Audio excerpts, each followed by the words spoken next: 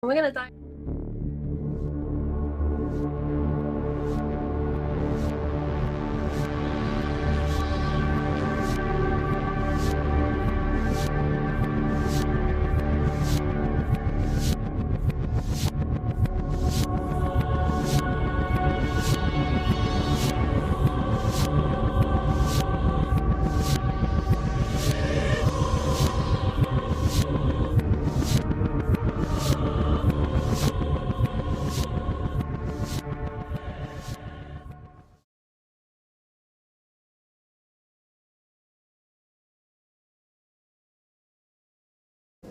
If I carry on talking like this, Okay.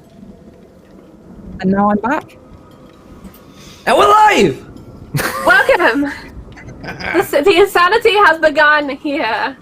We are hearing multiple voices from the ether, but this is indeed Encounter Roleplay, and this is the relaunch! Brand new season, with me in charge. But CEO Will, I think this slide, I always get it the wrong way around, is here today GMing this fine premiere of Call of Cthulhu Tentacle Tuesdays, hashtag there will be tentacles. I am very excited to go around today and introduce you our cast and crew for this wonderful game. Let's begin with the delightful Amelia. Amelia, can I hear you? Do you have extra voices? No, you sound good. Yay. How are you doing? Oh, welcome to Encounter Roleplay. Thanks for having me. I haven't played Call of Cthulhu for a very long time, so I'm really looking forward to this. I am very excited to dive into it with you. We'll introduce your character in just a little bit, I think, today. Let's move on down to one of my favorite people to play with, Panda. How are you doing, friend? This is all wrong. Oh Jesus! I was I was pretending it was me for the bant, and then it was me, and I was like, "What?" I'm pretty good. I'm looking forward. I for one welcome our new overlords, and the tyrant has been defeated and overthrown, and it's good to be back. I've had a nice little break, and it's good to see you guys again. So it should be fun. Also wearing a fabulous hat today and a delight to play with, Lindy. How are you doing, friend? I'm doing super spiffy. I am hyped for Call of Cthulhu. It is one of my absolutely favorite tabletop systems, and I'm going to be playing Elsie Clark today. And I also welcome our new overlord, Charlie, as long as I can still curse Will and chat. That's my only stipulation condition. I think that's part of your cast contract, actually. It is. To be honest. It is. And you're blonde today. The first I know, this is my first of time. blonde Lindy. This is. I usually don't pull off blonde, but I found one wig to make it work, so. And let's move right along to the wonderful Adam, Call of Cthulhu himself. How are you doing, friend? I'm really also good. Also in a fabulous hat. Oh, yes. I worked hard on my hair as well. Yeah, really happy to be here. Really glad to... I've never done this with you guys before, so I have no frame of reference about how horrible it was when Will was in charge. So I am ambivalent to my new overlord. I will take ambivalent. Tom, how do you feel about me?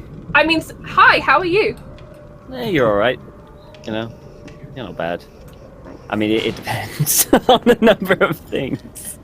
But I'm very, very, very excited. Worse. I've seen a lot worse. I am very excited to be back here to play some more Call of Cthulhu. I've been doing it for about, what was it now, 3 years, Will, something like that. You just can't get rid of me, no matter how much you try. But yeah, really excited. I tried to, have a Call of Cthulhu game without you, and you just appeared as if summoned from somewhere dark and terrible. That's true, I do. I just appear. Mm-hmm. Speaking of summoned from somewhere dark and terrible, Will, welcome back to your channel. Thanks. Yeah, it's great to be here. I'm super excited. All of the pressure is gone. Now I just get to be do horrific things to some of my favorite people. So that's really all I've ever wanted. Today we're going to be playing through, and through the rest of the time we're here on the season, I'm going to be playing through an adventure which I've been writing for a couple of weeks. I've been a little bit inspired by the whole Tentacles thing, getting back to Call of Cthulhu after our brief sojourn, but very welcome on into Cult's Divinity Lost. So back in the good stuff today, and man, am I excited to meet these characters. I know a little bit about some of them, but yeah. It's going to be a fun time. Yeah. Of the good stuff and of chaos and tentacles. Reminder for everyone watching, you can interact with today's show. Check out down below. We've got some brand new options down there. And we have some cool things coming up too. So from crit successes to crit fails, boons, banes, big crits, NPCs and more. Check out down below. Also, hit the clip button because I want to make lots of really funny gag reels soon. And funny GIFs. So please do that for me because I will be very busy enjoying this game. And also don't forget to retweet. I think we're very, very close to a dice giveaway. Is that right, Will? Where are we at? I think we're soaring away past the target for the first time. So yeah, we'll give away some dice here in a second. Awesome. Before we do that though, we've got a new little thing for our sponsors. Shall we do that? Hit the tape! Before we begin today's show, I would like to take some time to remind you about our sponsors. Fantasy Grounds, our virtual tabletop of choice. All of the beautiful maps and rolls you see tonight are done using Fantasy Grounds, which you can try for free at fantasygrounds.com. You can also get all of your miniatures from Wayland Games. Go to waylandgames.co.uk and get yourself a huge range of D&D, Warhammer and 40k minis for up to 20% off regular retail price. And Tabletop Loot, who sell incredible dice. Go and check them out at tabletoploot.com.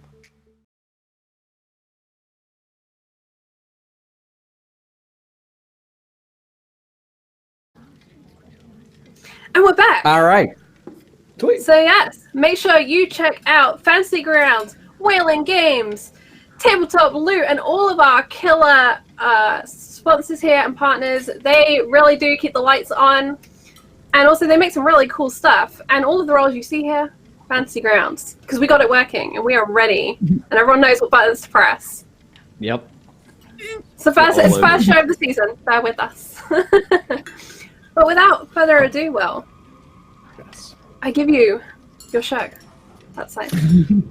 Well, fantastic. Well, let us begin by jumping right into it. Sometimes what we do here in Encounter Roleplay is we do a little session zero and we talk about our characters, but not so today. Today we're going to be jumping right into the action, and we're going to put these guys on their toes because they're big boys and girls and they know how to do it. And we're going to begin. And now what I've sent these players so far is a small invitation which they have received. Now, the year is 1926, and long story short, there's a new art installation opening for the first time in the ancient and sleepy town of Glumthorn Isle along the Miskatonic Valley. Now, it's said that this island has been the muse of many great artists, and that many famous artists through history indeed have made a pilgrimage to the island for inspiration. Rumor has it that they always find it. Now, the artist in question with this installation is the famed Archie Virgil, known throughout Europe for his unique vision and often outrageous pieces.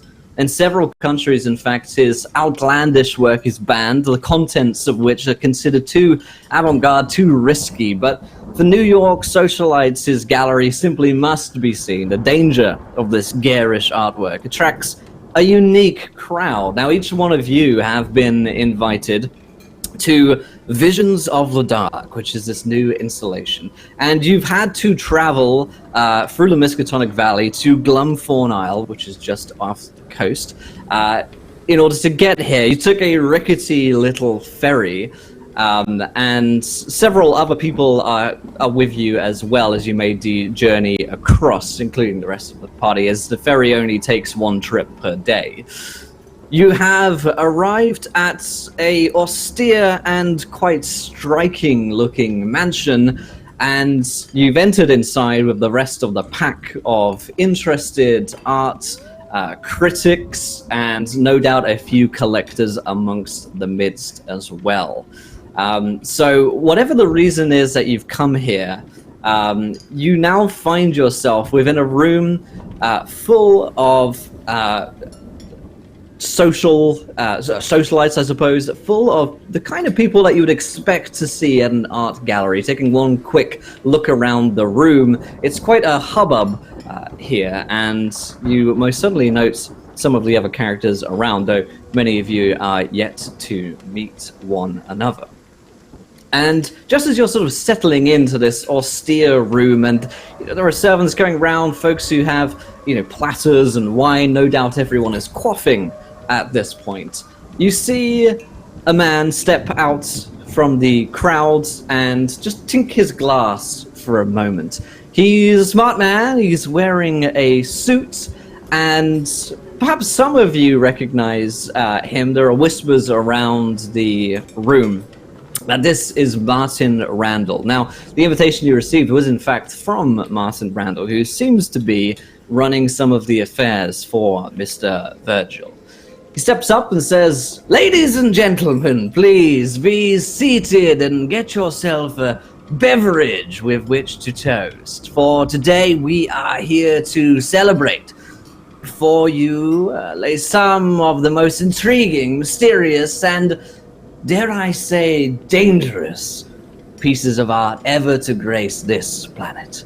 It is our task, nay, our honor, to look upon it today, and I believe that none of us will ever be quite the same after we do." And there's a little excited murmur which works its way through the crowd. "Ladies and gentlemen, let us raise a toast to the visions."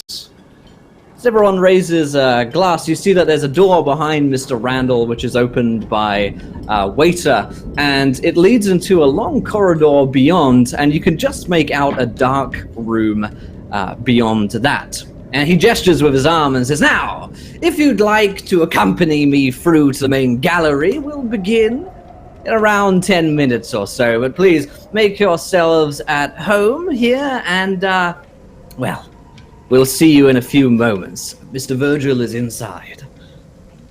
And with that, the chatter and hubbub of the room begins again, and there are excited whispers of folks around here. But we're going to begin by focusing in on two characters, Reggie and Elsie. You two, how's it going? If you would be so kind as to briefly just describe your characters in terms of what they look like and what they might be doing at this point in a large gathering. Let's start with Reggie. Okay, so Reggie currently at the moment, he's wearing a very nice suit. His hair is very tidy, it's parted to one side. He looks around, he looks about his age, around 30-ish, maybe a bit more worn than usual, but he's clean shaven at the moment. And he's currently just looking around the room, scanning for people, getting a feel for the room. Just looking at the moment. Are you surprised then when you spot Elsie? So as he's looking through the room and has a look and he spots Elsie, it's almost like a double take. And as he fixes his eyes, his eyes on her, his eyes go wide, and he takes a drink and downs it and gets another one and slowly starts to approach Elsie. And Elsie, what do you look like? What do we see as Reggie approaches? So Elsie is wearing a lovely fur stole over a red dress that's about knee length, as is the current fashion at the time. She's got her hat on, her hair is done up to the nines, as this is a formal event. Or at least formal for her. She's walking around with a notebook and a pen as she's taking notes for her next article, most people know her as an art critic. A select few know her as something a bit more, and she's examining the art, looking around. She's also observing security measures, just in case a piece strikes her fancy, and that's probably when she notices Reginald and immediately gets just a slightly bad taste in her mouth. Okay, so Reginald appears up to her and he smiles, goes, Oh, my dear. Oh, what an absolute pleasant doll. Oh, we must have a conversation. Please, right this way. Of course. Didn't expect to see you here. No. And he takes her to one side. We're out of earshot and goes, all right, Elsie, what the bloody hell are you doing here? What the hell are you doing here? What, you know, How did you get into this event? What do you mean I got in the way? You talk to a few people here and there and everywhere and you get in. What are you doing here? I was invited. You? Yes. I'm an art Oh, they critic. don't know. Oh, yeah, you're certainly something like that, aren't you? Look, Elsie, you cannot screw this up for me, all right? Just stay out of my way. This will not be like Paris, all As right? long as you're not interested in a piece that I'm interested in, there shouldn't be any problems. Fine. Okay, fine.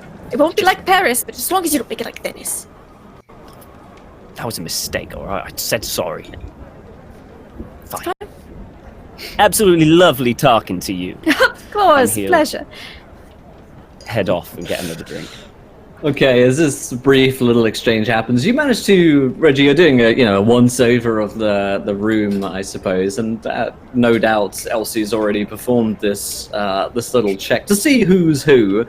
Amongst the folks that you don't recognize, there are certainly several of those who you think maybe are just locals to the island, or perhaps folks who are helping running this the Virgil estate here on Glumthorn Isle. There are certainly some folks that you could recognize just by reputation, perhaps. The first of which is a man named Eric Carlyle. He's a very stern, quite striking-looking man in a suit who's currently surrounded by other similar-looking men in their 50s in suits.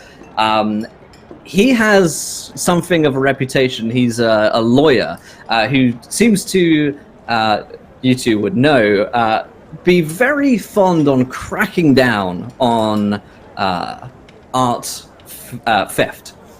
And he takes a lot of cases, and it's sort of renowned, I suppose, probably around Boston and areas, for being the kind of person that you don't want to mess with. You may have had run-ins with Mr. Carlyle before. However far that's gone is up to you. And of course, you'll also see as well a man by the name of Domenico. Now, I'm going to say that both the two of you would know Domenico. He's a famous artist of some talent, but he's sort of a has-been now. He impressed New York before. Perhaps the two of you looked to steal a couple of his pieces in the past, but nowadays his style is not really the taste. He looks a little bit washed up now, in fact, and he seems to be right over by the whiskey, having several glasses. Another person that you'll catch just by taking a quick glance around the room is, in fact, Amelia's character. So, Miss Belvont, describe to us, please, what do you look like? What do we see when we take a glance around the room and spot you? Law is, she's in her late 20s and looks very much like she's dressed deliberately to set the cat among the pigeons. She's wearing gentleman's trousers and a man's shirt. It's all very, I don't care what you think about me. Her hair looks like it might have been very, very well done about a week ago, and she's been sleeping on it ever since.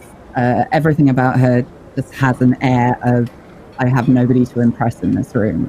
She's, in contrast to her outfit, she's got this kind of jeweled, very feminine handbag, and she's just kind of leaned back against a wall, fiddling with a silver cigarette case, wondering whether she's bored enough to have a cigarette yet. Okay. Elsie or Reggie, at this point, are you just taking notes of Miss Belvont? I think you know her by reputation, perhaps. And certainly looks to be something of a provocateur. Certainly drawing a lot of eyes, a lot of attention.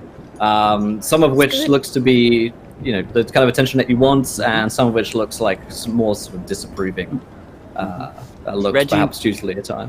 Reggie makes a mental note, perfect for distraction. Mental note right there. But doesn't approach. It doesn't approach. Right, Yes, right. Anyway.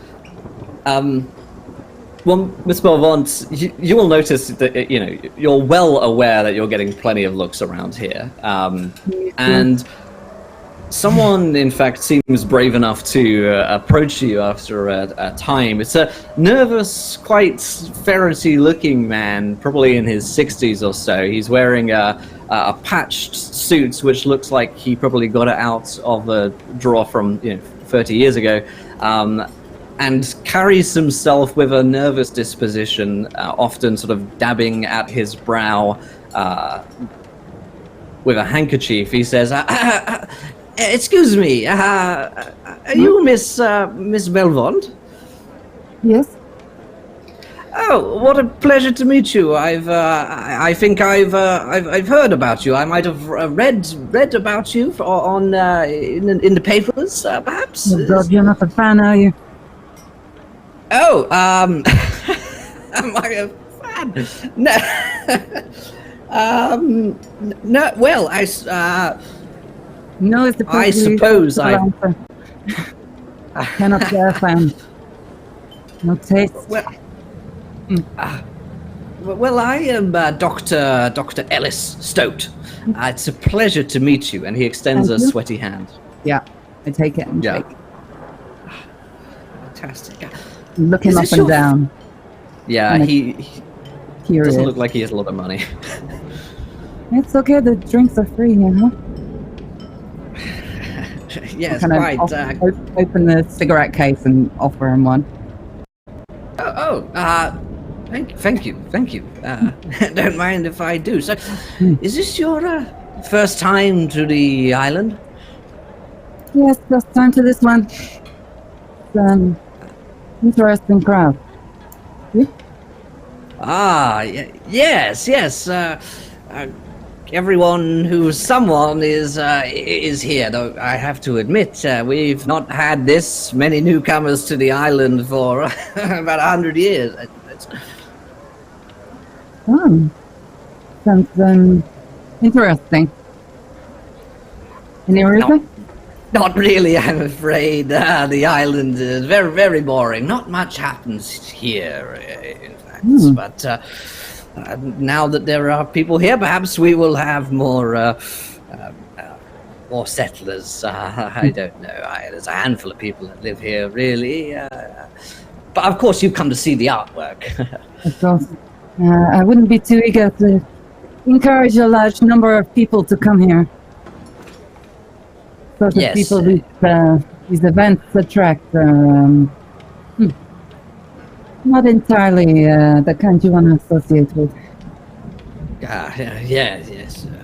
Quite. I know all about that. He looks outside, casting an eye through one of the windows, and says, "Looks like a storm outside. I hope it's not too bad. You see, the island gets some terrible storms, and there's only one boat out. So, if you need accommodation for the night, I can arrange that.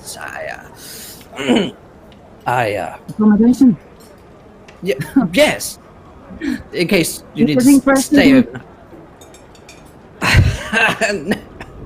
No, just I've offered everyone here the same. Sure. What a big. Yes. Well, he casts another nervous eye around the room and spots Miss Virginia Turner. Virginia, what do we see when we look at you? Virginia is a little bit too tall. That is the first thing everyone notices. But the extra few inches of leg is where she keeps all the trouble. And she is currently watching the people moving around this room with great interest. She wears a golden gown, fair pearls. Her hair is curled and tucked under a cloth hat. She has dark eyes, but has kept quiet and to herself. She appears not to particularly know anyone here. She doesn't hug the wall, but there is definitely that feeling of being on the outside. Mm-hmm. What about Hank? And in fact, we'll get to Hank in a second. I think Sebastian may also be the kind of fellow who stays on the edge of a party. Am I right in thinking that, Sebastian? Yeah, the first thing that will really strike you about Sebastian is how bored he looks. Right. He's been sent here rather than wanting to come. And at this point, it's simply eager to get through the intervening formalities before he can go home. Not really interested in the art of a lazy pornographer. And, the professor who should have attended couldn't attend, and I was sent as a backup. So a vague sort of supercilious contempt for the room at large is probably quite likely. Okay, so I think the two of you sort of maybe have drifted together towards the edge of a party, seeing as Sebastian looks bored and Virginia maybe looks a little nervous. And you were sort of brought together by this drunk, Domenico, who's been just at the whiskey station now for probably the better part of an hour. And he stumbles over and kind of falls onto you, Sebastian. Because he's so drunk that he sort of just slips. Sorry. No, that's quite all right. You can, yes, no, yes, no, that is my arm. Yes, thank you. And he looks at Virginia. Oh, rare beauty you have here, sir. You mean the lady? Are you not together? We're not, but it may behoove you to comport yourself slightly with more decorum. Yes. Decors. Very nice. He extends a wobbly hand to you, Virginia. Domenico. Pleasure, I'm sure. She holds out a hand. And, what brings you here to this murky little corner of the world? I got an invite. I mean, we all got an invite. I think he means. I think he means. Boston gets real boring, so I thought I'd come out and see what all the bother was. I don't know how art could be dangerous. Do you? Well, not. I mean, it's certainly rather dull. I don't know about dangerous. Sure. Dull to the extreme, I would say, sir. What was your name? Wilkes. Wilkes. Good man. Yes. I shake his hand with the impression that I would rather he not touch me ever again. Yeah. You see, I'm of a like mind. That this exhibition inside is no doubt the dullest thing ever to grace my eyes. Yes. So why are you here then?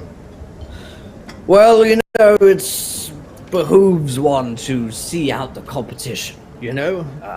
I'm an artist myself. Oh yes, anything good? Lately, no.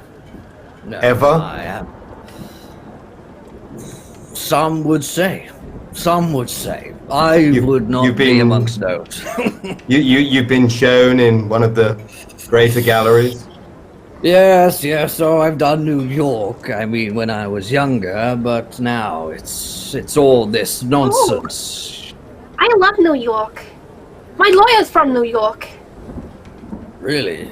Well, there are many lawyers around here tonight, Miss Turner. Far too many lawyers, and I don't need a new lawyer.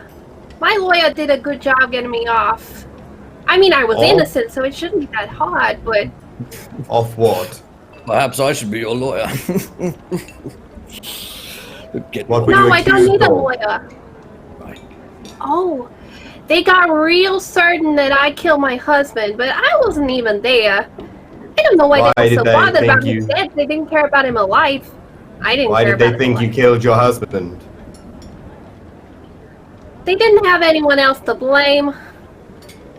But you're not And a someone to murderer. kill them. No, I'm not a murderer. Read No. the papers. They agree. Oh yes, Innocent. and the papers are so rarely wrong.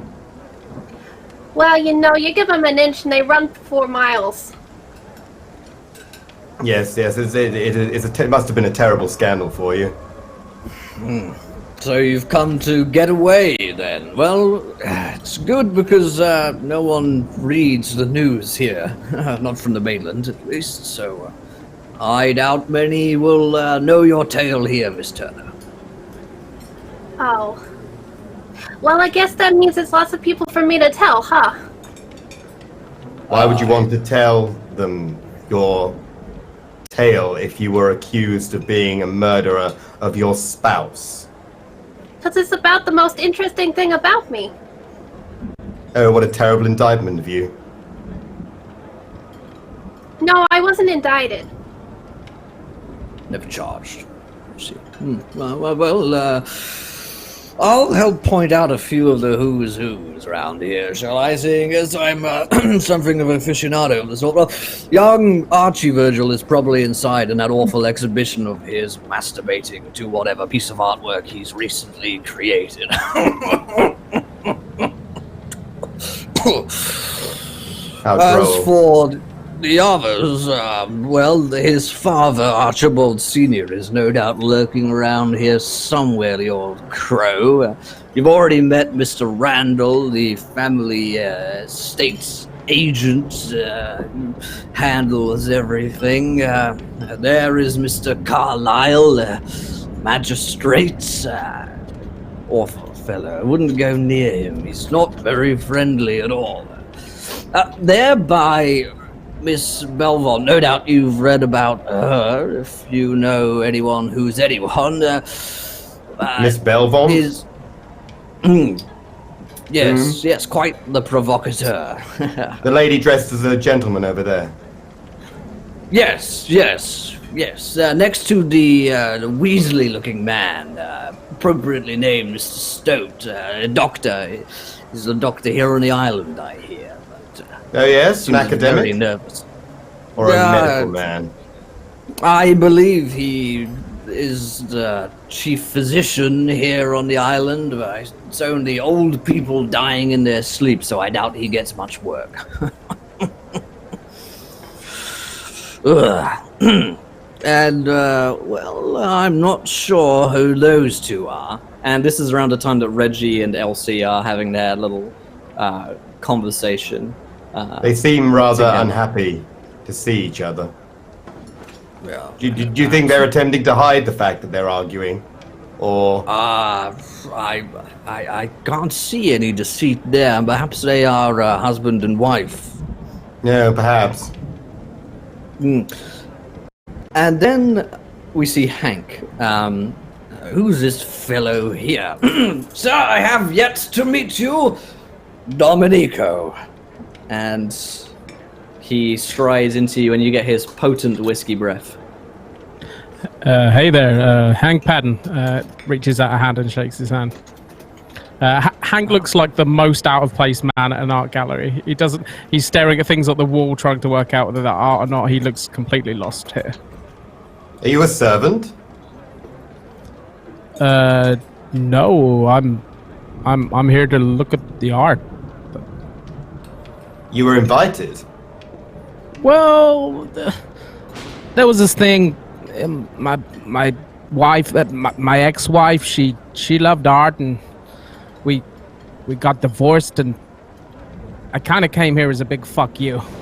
I don't know what the fuck any of this shit is. You're not missing anything. Yeah, I can't say it's for me. She loved this kind of stuff, all these kind of things she had all over the house. I can't say I miss it. She leave you? This is Ms. Turner. She did yes, not Miss kill Turner. her husband. That's right. Pleasure. He gives you a handshake. Nice to meet you, miss. Do you like any of this stuff? I ain't never seen anything like it. That's exactly what I was thinking. It's still a no, though, You yeah? know, I've been looking at that one over there, and I think they hung it upside down. You know what? I think you're right. No, it's the right way up. It's just awful. It's just bad. Oh. I mean, when you look at a picture like that, how are you meant to appreciate it? I mean, in the case of that particular picture, you're not meant to appreciate it. But it's meant to evoke a uncomfortable feeling. Oh, it does that, Grant. Then, you know, the artist would probably be awfully happy. It's just... I always like music more than art. You know what I see when I look at the picture? Like, I see blue. I mean, it is blue, so that's quite astute. Good color recognition, Mr. Hank. Very good. Very good. So, sorry, what is your last name? Hank Padden. Padden. Mr. Padden. Wait, What do I you know do? that name. Yeah, you do? I'm second baseman Yeah. for the Mont Blanc Flyers. Whoa. Yeah, my Nick liked you. Oh, you're a sportsman. Yeah, 280 RBI. I'm sorry? 280 RBI. What Season does that record. mean? Oh, jolly means good that- show. I hit a lot of home runs. You know what they are? Yes, when the ball goes outside the thing. The line thing. You don't yes. have baseball from where you're from, do you? Well, I mean, we have cricket. It's a little like that, I suppose. You've got a face of a man that's never eaten a hot dog. I'm sorry. You never had a hot dog? I mean, I don't think they serve them in the refectory, but I'll check next time I'm there. Oh, you should What- try they sa- them. They sound delightful. Sure, you get them in the bun, and you add the onions, and you get the mustard, and then some of that red sauce. Oh yes, I'll be sure to make a note. It does sound like I'm missing quite a treat. You know, the secret is get the cheapest ones you can find. They're the ones with the best flavor. Yes, I've often thought that the way to really improve your dining is to make sure you have the cheapest possible ingredients. It's It's just the good ones that home the flies like. economics.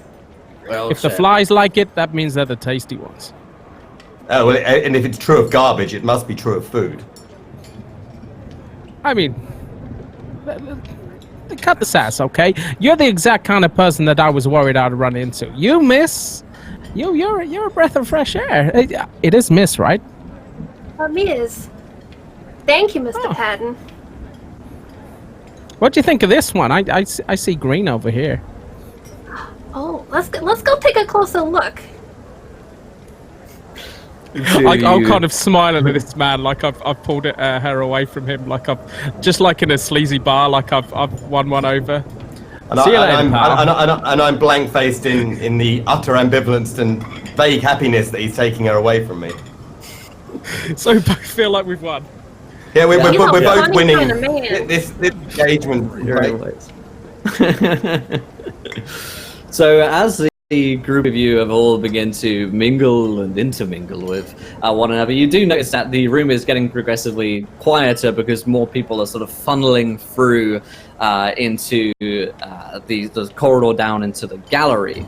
But Spellvaunt and Dr. Stote, who's next to you, as you've been chatting away for a little bit, you do notice that there's a sort of door leading off not far from where you two are standing, and you can hear, now that the sort of chatter and hum has quietened down a bit, you can hear what sounds like an argument happening, some raised voices from that door. And the doctor nervously looks and says, "It looks like some kind of disagreement happening in there.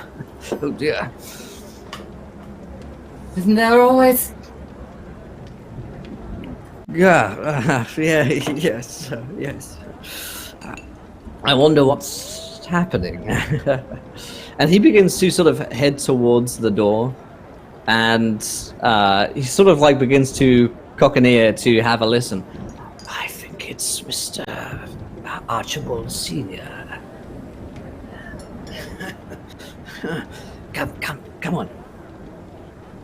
Don't you want to hear? I was brought up to believe that it was rude to overhear private conversations, but whatever makes you happy, huh? No, don't worry about this. Perhaps this will be the start of another one of your famous exploits. Adventure perhaps awaits. You have been following a little too much the newspapers. Should I not believe everything I read? Only the things that I want to hit the newspapers. Truth is stranger than fiction, huh? Oh, certainly strange, yes. And as the two of you are sort of listening in, you hear, it does sound like there's not having raised voices between one older sounding gentleman who Dr. Stowe has sort of signified might be Archibald Sr., the father of the famous artist. And you hear him kind of, it's like stage whispering, I suppose. He's obviously angry but doesn't want to raise his voice all too much. You hear him saying, how many more shipments are we going to be able to bring in? This is madness. The amount of people here, it's too many. Someone's going to find out. Someone's going to find out about it. I can't have this here. It's too much. Understand, Carlyle? And then you hear another whispered but much calmer voice saying, hush now. Everything is as it should be, Archibald. I have this under control. No one will find out. Fine. And then you two have to move swiftly away from the door as you hear footsteps approaching, and then a few moments later, this old-looking gentleman, maybe in his 60s or so, with graying hair slicked back, Archibald Sr. steps out, raises an eyebrow at the two of you, and a few moments later, this strikingly sort of angry, he looks like he's in a bad mood, despite the calm which he displayed a few moments ago, Mr. Eric Carlyle, also in a suit, steps away, doesn't even glance at the two of you. Dr. Stotes looks wide-eyed. What do you think that was about? I think it is none of my business. People are allowed their little secrets, no? Quiet, yes. You're a very intrigued man, aren't you? Well, let's just say I've heard a thing or two about Mr. Virgil's and Mr. Carlyle's business, and, well, I think there might be something going on here on the Isle. Oh? How so? Well, it's just that Mr. Virgil runs a shipping company here down by the docks, and from my studio at night, I see lights on down by the docks. Strange lights. Sometimes they're blue, sometimes they're green. Multi-colored, multifaceted, strange comings and goings in the night. And I swear to you, I've seen figures out there by the docks late at night. But you'll never see any business happening there in the daytime, so it rather makes you wonder what they're doing down there, doesn't it? I used to know a young man in Paris like you. Yeah, all too fond of absinthe. Well, like I say, there's not much going on in the island, so we have to make do. Yes, make our own fun, and when we don't, then we read the papers. I'd rather not. Well, come on then, let's find out what's going on, huh? Ah, very good. Lead the way. Follow me. I'm very much regretting giving this man a cigarette. As the two of you begin to sort of head in, it's really just the party, I suppose, who are left the sort of dregs of the party to head inside. Virginia and Hank, you two are sort of admiring some art. You've left Sebastian behind not too far, and you see Reggie and Elsie are also seem to be just exiting what looks like a fairly heated debate.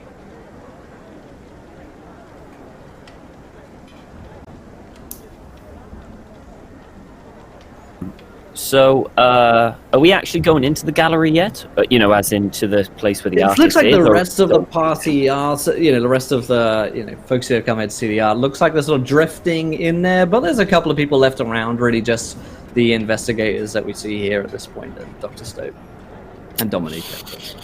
Okay. Now, Miss Virginia, see, that's what marriage does to you. And I'll point to Reginald and Elsie. Oh, sure. I bet them together 3, maybe 4 years. The polish is wearing off.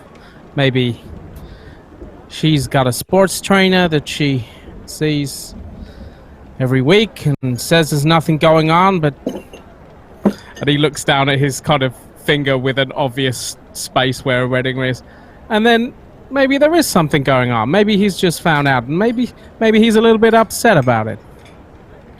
He don't like her tennis lessons? I don't think there is any tennis lessons, Virginia. I don't think there was ever any tennis lessons. But do you know them? Sorry, what was it? Domenico comes like surging in from behind. Suddenly he swoops the two of you. One arm grabs each, one of you. Ah! And he looks at Reggie and Elsie over the sort of backs of the two of you. And he looks at Reggie and says, "Oh, I know you. You're that fellow. Yes. Excuse me? What was your name? My gallery in New York 20 years ago when that piece went missing and they started questioning everyone and you were there. What was your name? I'm afraid that's probably a mistake in there. My name is Samuel Hobbs. Hobbs? I'm a industrialist from down south. Oh, well, you are the striking image, sir, of a gentleman who was wrapped up in, I must say, some of the wrong business. It's most likely just the setting here, and I have to say, I've had a few whiskeys. Yes, I can, tell. But these are my friends. This is Hank Patton. This is Miss Virginia Turner. She has not murdered her husband. And that grumpy-looking fellow is Mr. Wilkes. Mr. Wilkes, come over. He's English. Making friends. Right, he's English. Well, a pleasure, and he extends his hand to shake anyone who wants to take it. Charmed. Professor. Pleasure to meet you. Pleasure to meet you, Professor. Right, he's a professor. Ms. Turner. And sorry, I didn't catch your name, Hank. Hank Patton, pleased to meet you. He gives you a nice Patton. big warm handshake. Oh, well, it's a firm hand you got there. He'll pull you in for a bit of a hug. She's probably not worth it. Into your ear. I'm sorry, I don't. And then Okay. he'll pat you on the back, and it'll be like that. So, Okay. are you fine people into this blue and green pictures over here? Oh, you mean the art? Well, yes, it's rather striking, don't you think? Absolutely fascinating. My name's Elsie Clark. It's a pleasure to meet all of you. Charmed, I'm sure. Pleasure. No, you don't have the same last name. Why would we have the same last name? Did you marry? Sorry. Yeah, we assumed you were married. Since you with your little tiff over there. We assumed you were a couple. It was a misunderstanding. No. Yes, no. you see, this fellow here, he bumped into me while I was writing, spilled a little ink on my dress. It is, Was he bothering you, miss? I apologize and but it's such a lovely dress. It is. Is there ink on your dress right? Is there ink on your dress right now?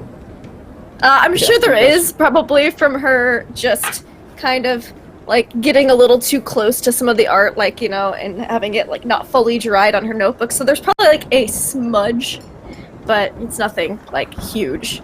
It doesn't look like a spill. Yeah. Yeah. A smudge. So, you spilled ink from your pen? No, from the book that's spilled on the. You rubbed your book against your dress? No, I accidentally bumped into her and the book touched her dress. I see. That could happen every day, yeah. Well, it was awfully crowded. Spot should come out. Listen, this is all very interesting. I'm going to hit the whiskey once more. Anyone else want a drink? Drinks? Well, cuddle rat. Well, I guess if you're getting a whiskey, I'll have one. Make it a double. Make it a double. Oh, me too. I don't invite. All right. Oh, I see. Just heading in there. You see with the Weasley fellow, Mrs. Stoat, Miss Belmont, Miss Belmont, Dominico. Under my breath, just kind of. Oh God. I was just fetching whiskeys, but I have to say, you are like more than a whiskey, more beautiful than a whiskey. You are, you know what I mean? Aren't you? You fancy yourself a poet, monsieur?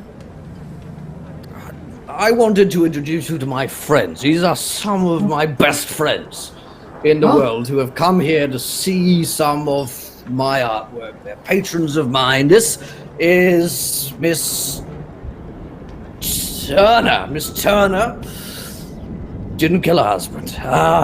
Mr. Hobbs. Hobbs is his name.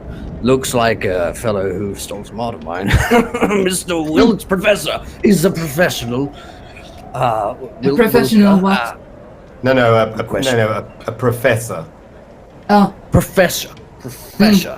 He is a professor. This is Miss Clark? Yes. Clark, and this fellow here, I think is homeless. What was your deal, sir? I've forgotten. My name is Hank Patton, and I'll hand out a hand to her. Pleasure. He's a stray. This, of course, he's a great second baseman. Don't listen to him. They got hey, second tell base. About your RBI. I bet he is. Apparently, he was the record ball-hitting fellow. It was a 280 RBI. It was nothing. Record season, rookie year. I don't like to talk about it. You did that in your rookie year? Hit it so hard his wife left him. Right, whiskeys. Right. And he goes and fetches drinks, completely unaware of his rudeness. He comes back stinking. Drinks for you and for you. Should we go in? Maybe we should just blow this whole thing off. What are we? I mean, honestly, it's all the same to me. Why don't you go in and we'll follow. Right. Jolly good. Yes, do take Jolly the good lead. idea. I will charge in like the White Cavalry. And Be he careful, surges I heard inside. that's dangerous. I have no idea who that man was, and I do apologize Neither to do everyone. We have no idea who he is. Is he always like this? Perhaps we should I walk have the other no way idea. while he's walking that way. Well, No, I want to watch and see what happens. You know, By the I way, kind of too.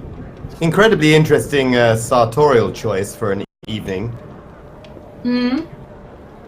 Why are you dressed like a gentleman? Why are you dressed like you're going to a funeral? and with that, I'm going to go in. I assume we are walking in while squabbling. Right, yeah. Probably, yeah. We could probably just steps it up a little But I bit. don't look annoyed while I'm saying that. It's a hit me back thing. Yeah. As I'm walking next to Virginia, I have never met an Englishman that is not a prick. I have to say he's my first one, but I don't know if you're wrong. Pretty much all like that. They're behind us, are they, or in front? I assume. Yeah, can we hear them? Yeah, you can probably, if Hank's you not wanted subtle. to take a listen. Yeah, you can Sure, probably. I'm not known for being quiet. Yeah. Oh, it's to do with the food. They grow up so tight-laced. He has never had a hot dog. Can you believe that? A what? Yes, it's the talk of the town. Oh. Well, maybe Apparently. we should get you to indulge at some point. See if we can Yes, loosen that tightness of yours. Yes, I'm sure it's just like an opiate. Most things are when you do them right. Well, I'm sure I you don't would know where you buy your sausage, but it's somewhere different from me. Mm.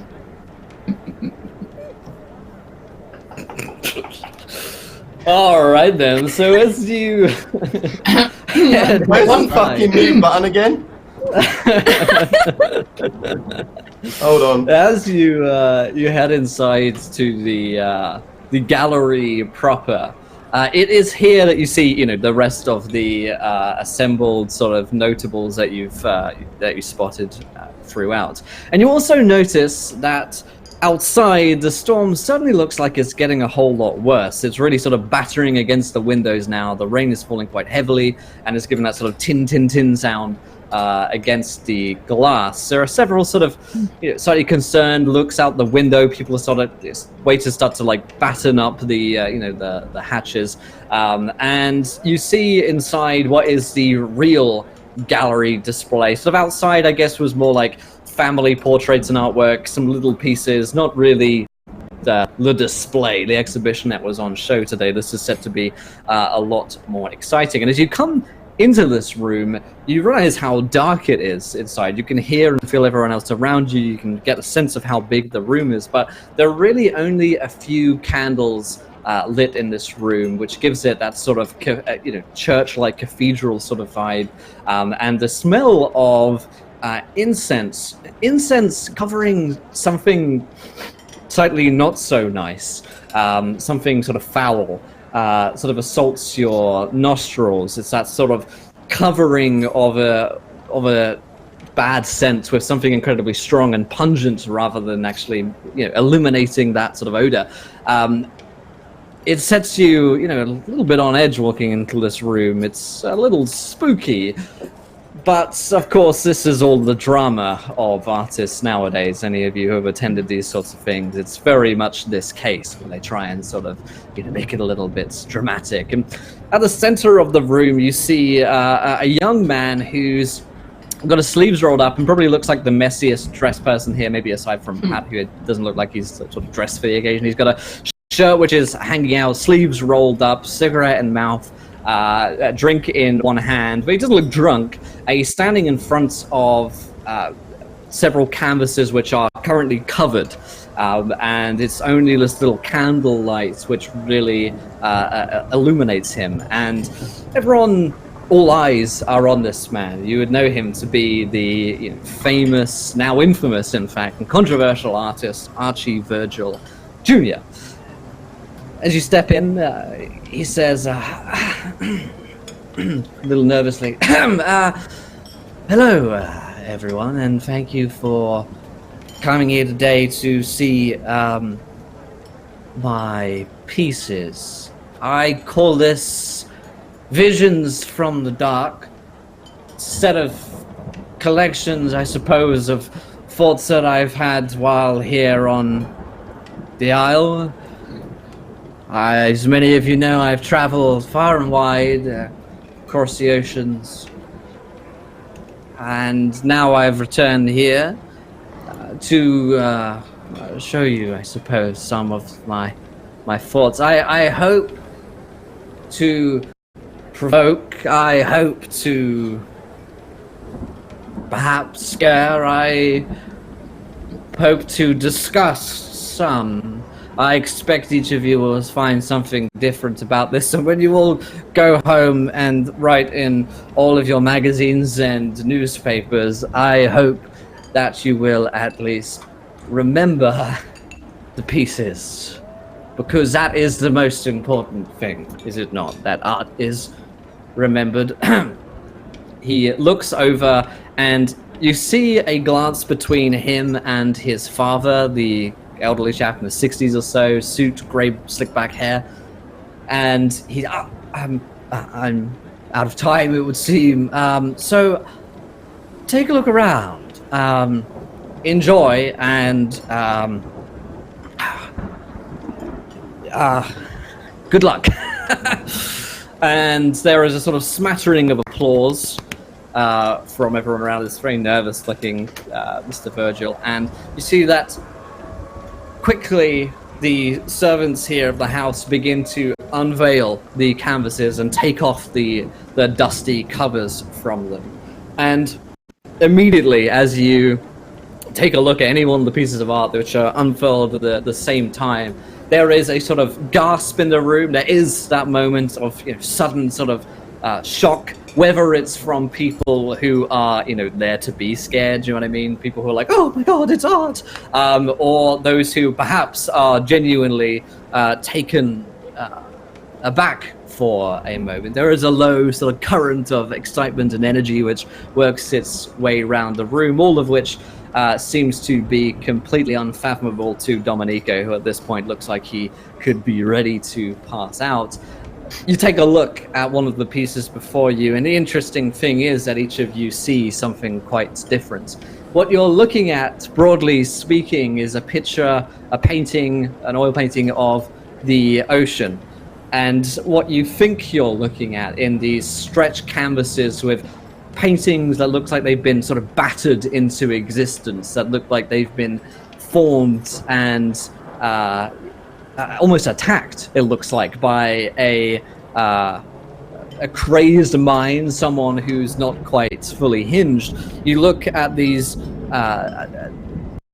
chaotic, malleable, unfathomable pieces of artwork, and something in them, something about the pieces that you each set your eyes on sort of draws you in. The way that sometimes when you look at artwork, you can get sort of drawn into the piece, and everything else around you seems to melt away for a moment, as there is quiet in the room where you just all look upon these poorly lit pieces of artwork, and there's a sort of low hum through the room as they each try to decipher what is on the canvas before them.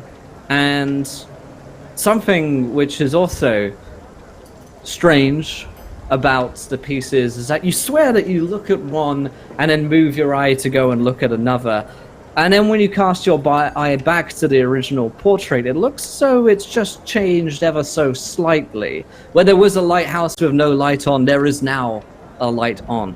Where there was a ship which sails were unfurled, now the sails look as though they are full. And so there is a collection of pieces around. There are perhaps 20, 30 pieces here that you're taking a look at, all broadly look like they might be of the island and environs. And Domenico murmurs something like, bloody awful. But it seems as though largely the rest of the room is almost sort of engaged, I guess, in the artwork, much more so than Domenico is. And you see Mr. Virgil Jr. sort of head off, and he looks like he's just staring at one of the canvases that he's done, and he's sort of in the center of the room. No one has yet approached him. He's just sort of looking off into the portrait. What do you guys do at this point? I'll head straight over to him. He doesn't notice you at first. He seems transfixed by the portrait. I'll look at the portrait and then go, so you make your art to provoke, huh? Oh, sorry, I was... Yes, I suppose I do. It sounds awfully egotistical, doesn't it, to say, but I think it is important to provoke. Wouldn't you say? I think so. Look at me. Got to challenge them with the brains turned to pudding. Well, that's just the thing, isn't it? So many people here, they're so set in their ways, they they only want to see what they expect to see. What they're And comfortable when they- with. Yes, and when they don't, it scares them. Mm. It's silly, but I venture to say that many of the men here in this room, and indeed the women as well, are scared of you. Mr. Virgil is my name, Archie. A pleasure, Lord Belville. Do you like to be Come. scared? It's the only thing worth living for, isn't it? There are other emotions and other experiences. True. The intensity of your work is interesting. You're right, of course, but I am of the mind that fear enhances all of those things. Does it not, for instance, take love? What is love without the fear of being left alone? Of losing someone Fleeting? that you love? It enhances it. These things are transient. You cannot cling to things forever. Everything in its place, no? Quite. So this one, Yes. what made you do this? You know, I'm not quite sure. Is that is that too much of a cop out? I have to say, sometimes what I'll do is simply close my eyes, and it's as though the painting paints itself. It's strange. It's been like that ever since I was a young boy, though. I don't see and create. They create themselves, and I am just the instrument, like I'm a big old paintbrush. Well, you've done a very good job of being a paintbrush. You've certainly ruffled some feathers here. That's good to hear. What brought you here to the island? It's a bit far out. Looked like you'd be better suited to New York or Boston, perhaps. No. Paris. New York is over. No, I like the path less traveled. It's where all the interesting people are. There are certainly some interesting people here on the island. Some a I'll little have to too ins- interesting. I saw that you, Mr. Stoat, the doctor has been attached to your hip.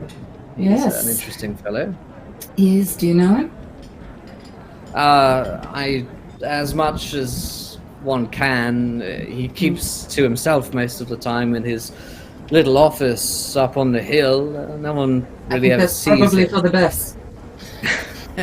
I think everyone takes it as something of a gift. Yes, you see, I grew up on the island.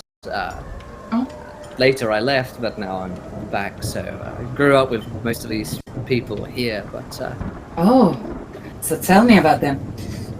How about that one? well, Point to Virginia. Well, I don't know her. I have to say, she may be new to the island. This is something of an event to bring people to here. No one ever comes.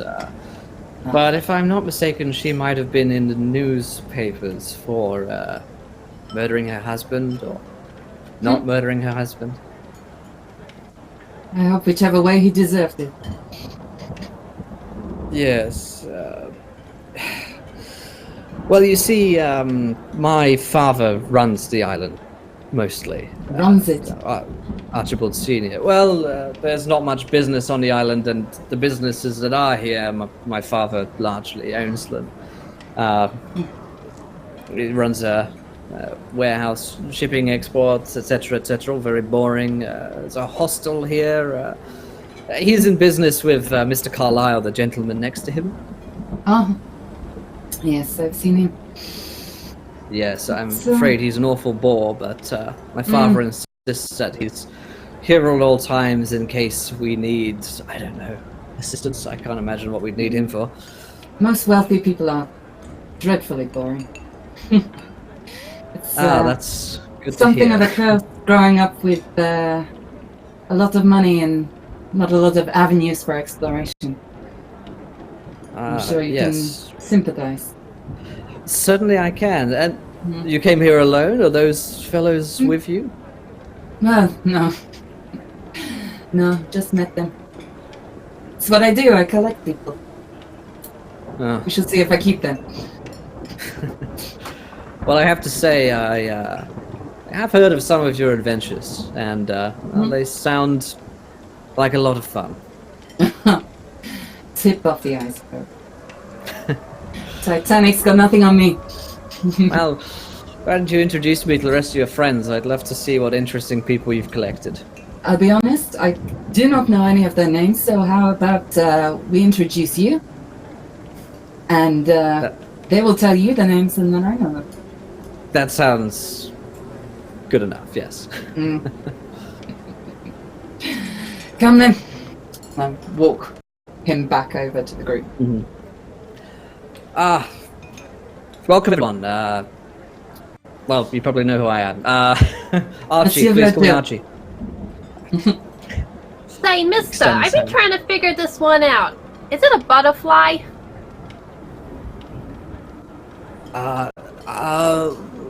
He leans in towards you. Do you see a butterfly? Yeah.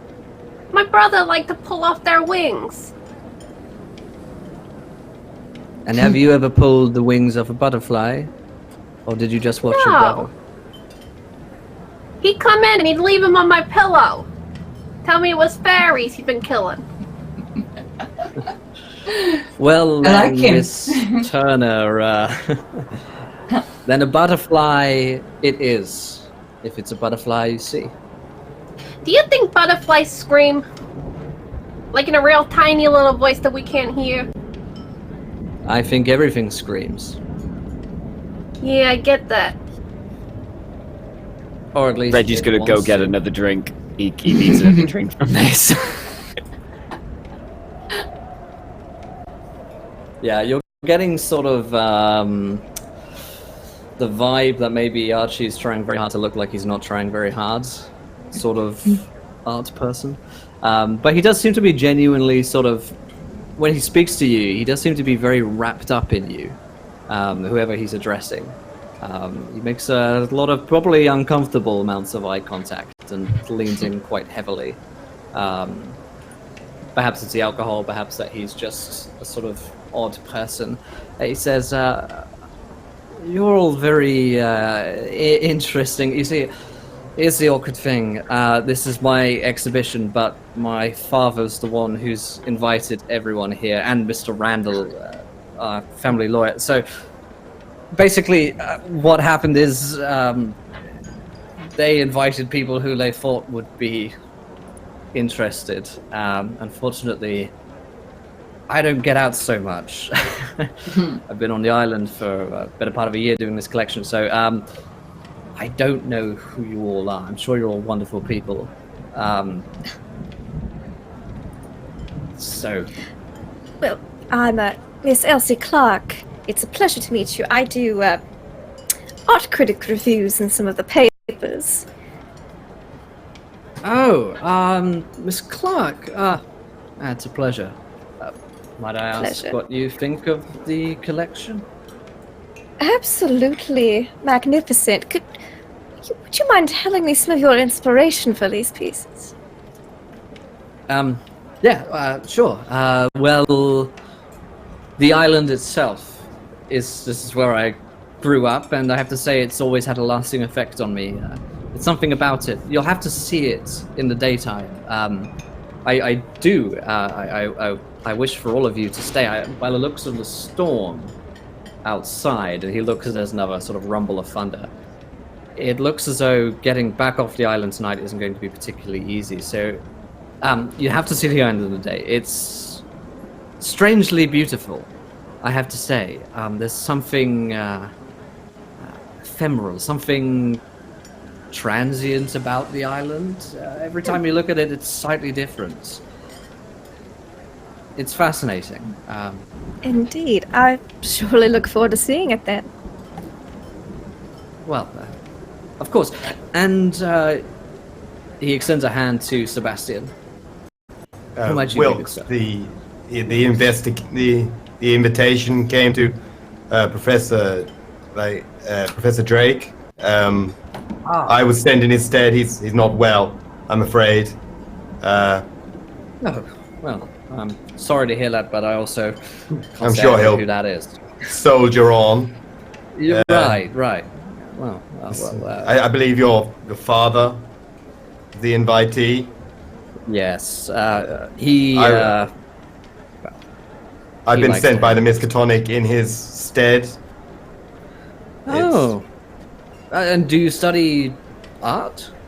No, anthropology. Oh. But I'm I was free. Well, it's good that you're here, Professor Wilkes. You know, You are the my- painter. Yes. Archie, Virgil, I did these. You know, if you're interested in anthropology, well, you're.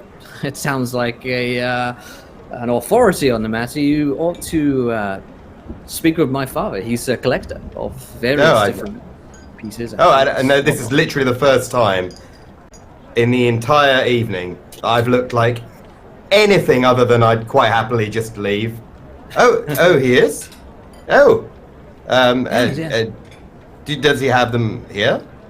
Is his collection? Well, upstairs in his study, he has it's more of a museum than a study, if I'm honest. He doesn't. no, let many I people in, actually but- would like to meet him. Well, I'll have to introduce you. I'll do it in a thank you. moment. Thank you so much. For the first welcome. time, a sort of like the basically frosty arsehole demeanor is sort of thawing slightly. Right. He extends a hand to Hank. And you, sir, look like you'd be better suited to the fields than an event like this. Yes, sir. I can't say I'm a big. Can't say I feel at home here. Yeah. Tell me, I don't blame you. did you make this? Yes. I made all of these pieces for my sins. You know what? Like, I've spent a lot of time looking at shit like this. My ex-wife would hang this in the. We had something in the bathroom, something in the hall, and I mean, I look at this and I don't hate it. I see something. Tell me what it is you've done. Well, thank you, first of all. Well, a lot of artwork, I no doubt that your ex-wife used to hang. There's stuff that goes through the galleries of New York and then trickles its way down to the household. Doesn't have much vision. It's a painting of a beach. Wow.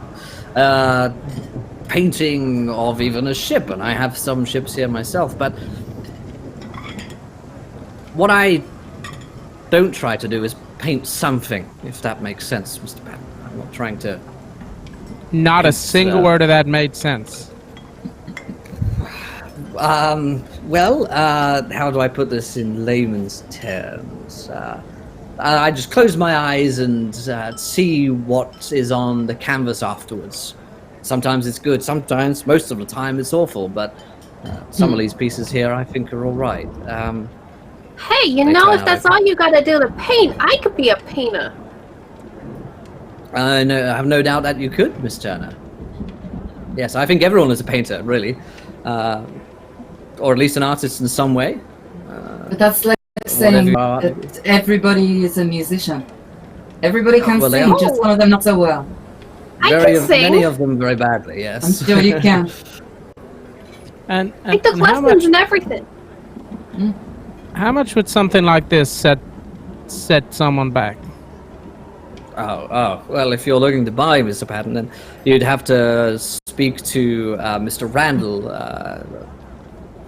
who's No, handling all the I'm events. genuinely just I- curious because, like, my wife would turn up back from these things with like 3 or 4 different pictures. I'm just wondering how much you spent. I've got half a house full of this now, and wondering Well, how much I more understand money I got left. that the pieces here on display today would set you back more in the thousands of pounds than in the hundreds. Well, you're gonna have to give that in real money, buddy. Oh, your dollars. Goodness, I've no idea. Thousands of dollars. Holy sh! Someone gives you thousands of dollars for that. Not many people, and honestly, the money doesn't. I don't even see the money. It goes to the family estate. You see, my father manages that side of things. But yes, I understand that it's a collector's piece. There are several wealthy individuals here who would pay that kind of money. Sure sounds like you're getting screwed by your pa, huh? Oh. No, not at all. He handles all of my affairs, and that's why I've been successful, I think. And you just let him keep all the money? Well, it's a family estate, so I have access to it. An inheritance. My husband was in banking. You should get your own bank account. You need access to your own money. Well, I appreciate the advice, Miss Turner. But I have yet to meet this gentleman here. Hobbs, was it? Samuel Hobbs. Pleasure to meet you. I have to say, your art is quite fascinating. It's almost like every time I look at the picture, something different appears. Well, that's the eye. The genius of the human eye. You see, sometimes we'll look at things at a glance and we think we've taken everything in, and then suddenly when you look away, your eye catches it at a different angle, and then you think again.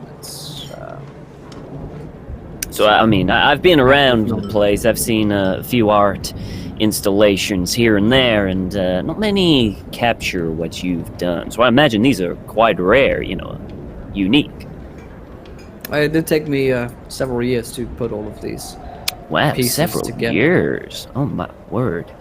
I mean, the whole artistic process, I mean, as a bovine like myself, I don't know how this all works. You see, I tend to buy the stuff and then just hang it up and then take credit for it, having it hanged up. I'm nowhere near this. What line of work are this you in, Mr. talented. Hobbs? I'm in, my family owns a number of factories that help lay railroad down south.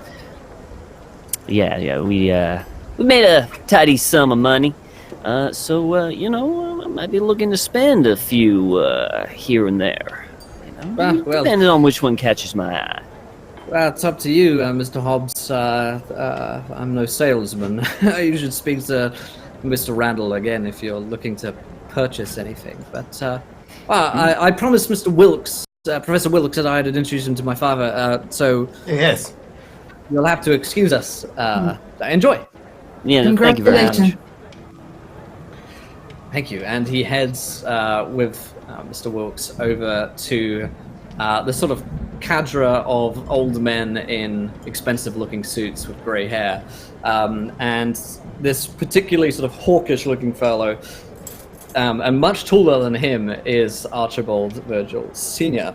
And little Archie comes over and says, Father, this is Professor Wilkes. He's from the Miskatonic University, and we got to talking about anthropology. He's a professor of anthropology. And Archibald Sr. extends a hand. Pleasure to meet you. Actual handshake without wanting to die. Oh yes, you yourself as well. Your son did say you had something of a collection. Oh, Is it of did he this? now? Yes, he said you have something of a small museum even upstairs.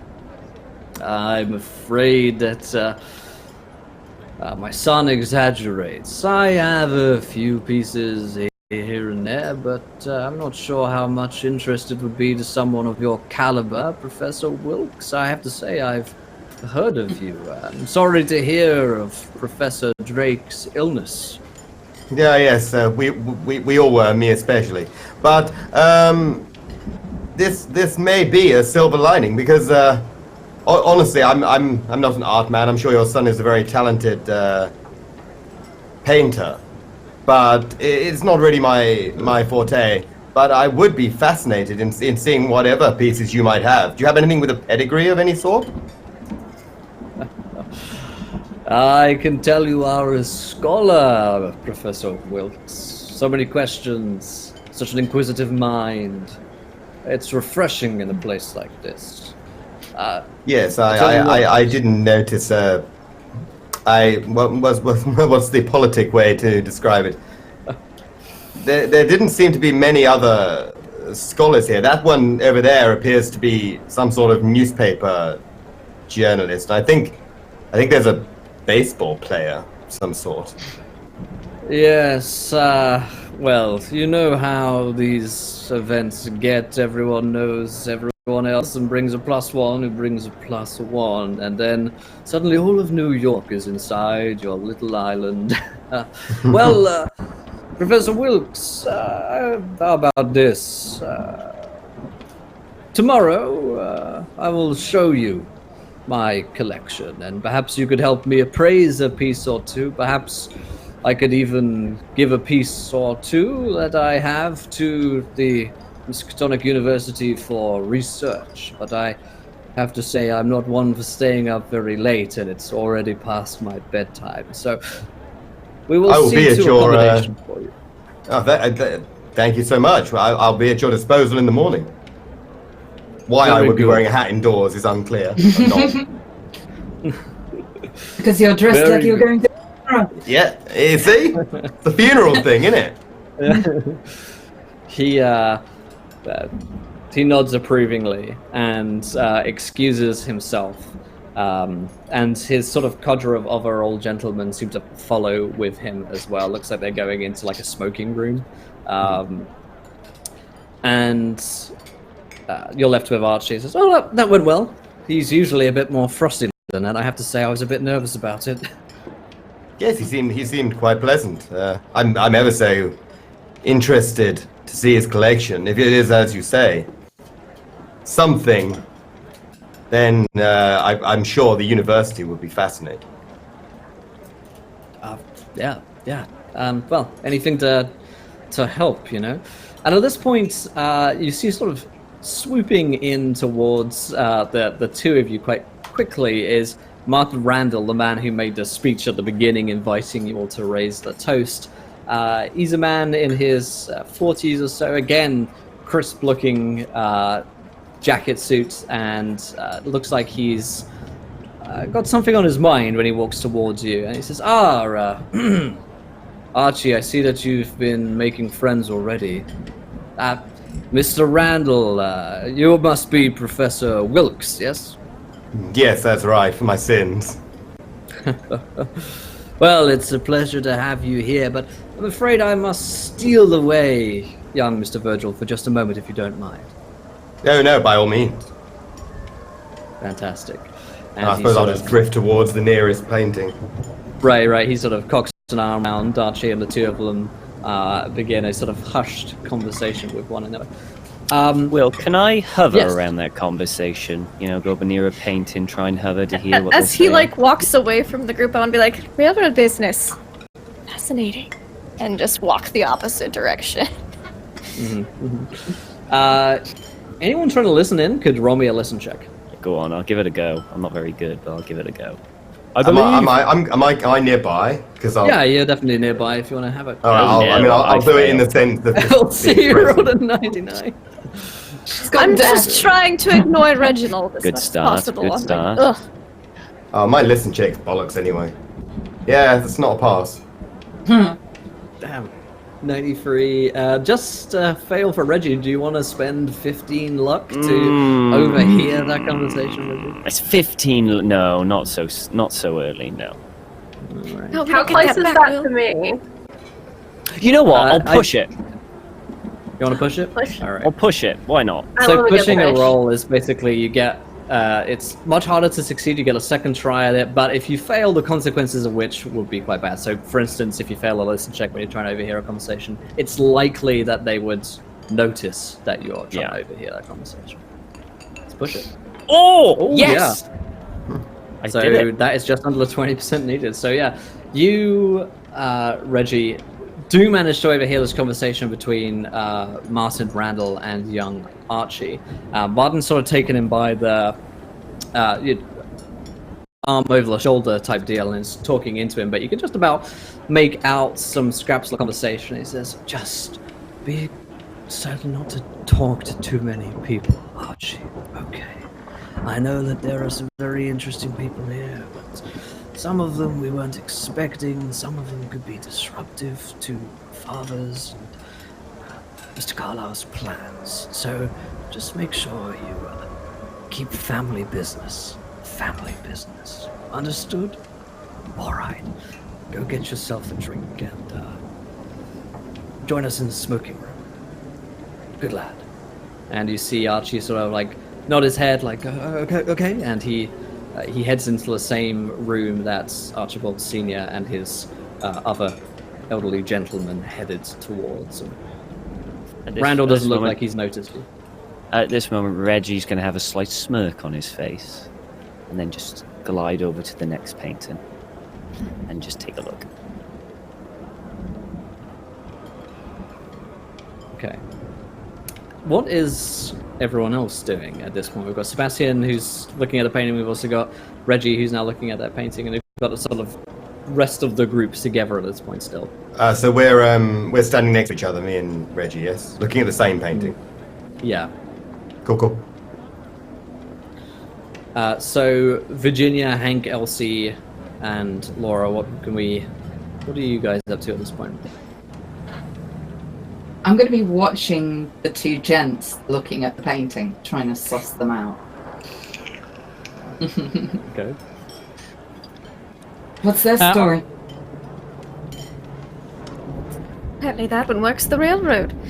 And Elsie's gonna kind of drift away so she can be within earshot, but maybe towards the next nearest painting.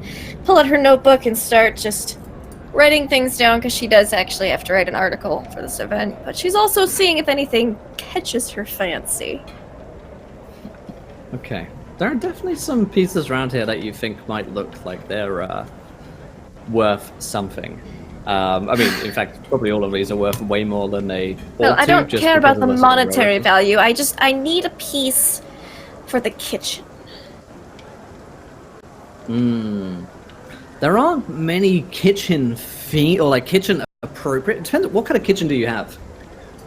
Well, Really fucking scary one. Is it a fucking horrific kitchen? Is it Hell's Kitchen? a little bit. Yeah, she's definitely got a very eccentric style to her house. Like each room is kind of like, one room is just all florals, another room is all,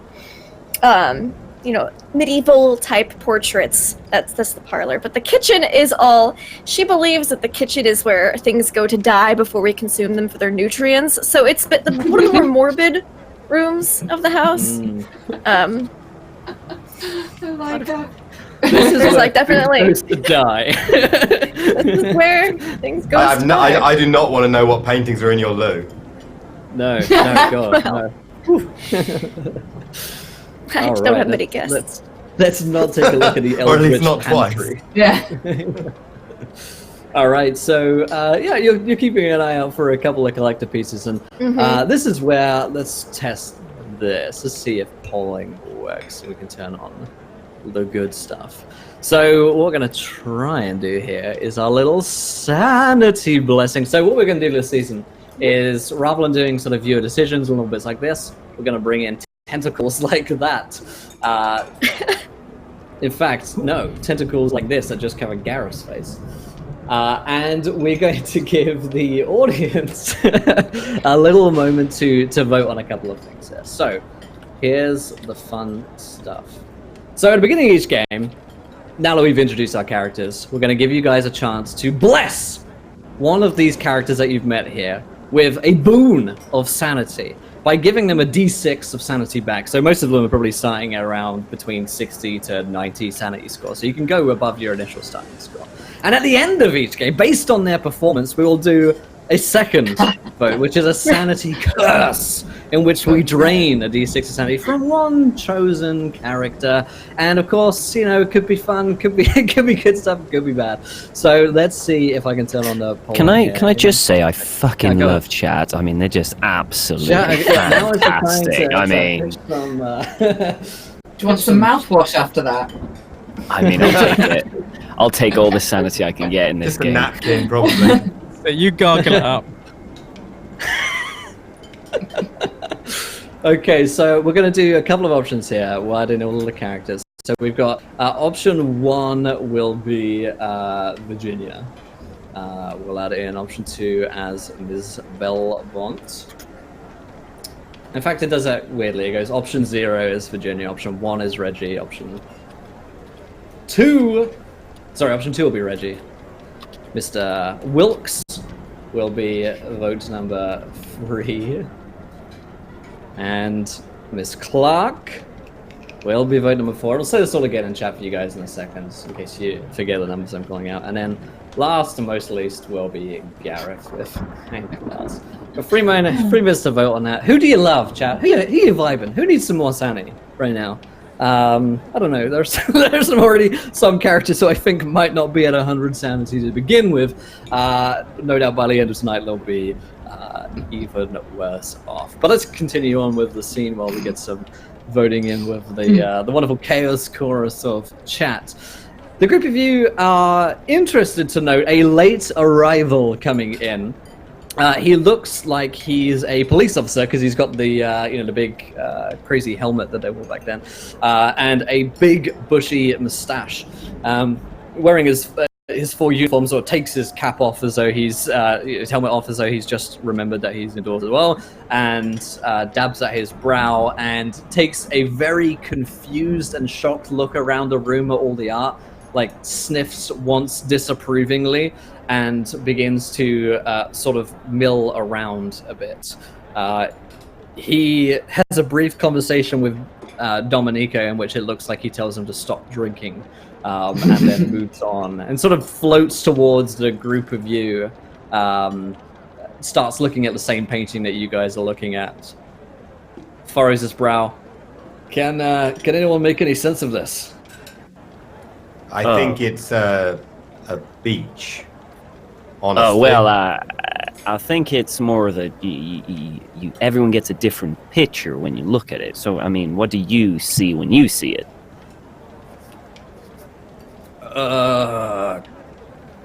Green. Okay. How many pictures are you currently seeing at the moment? This stuff gives me a headache.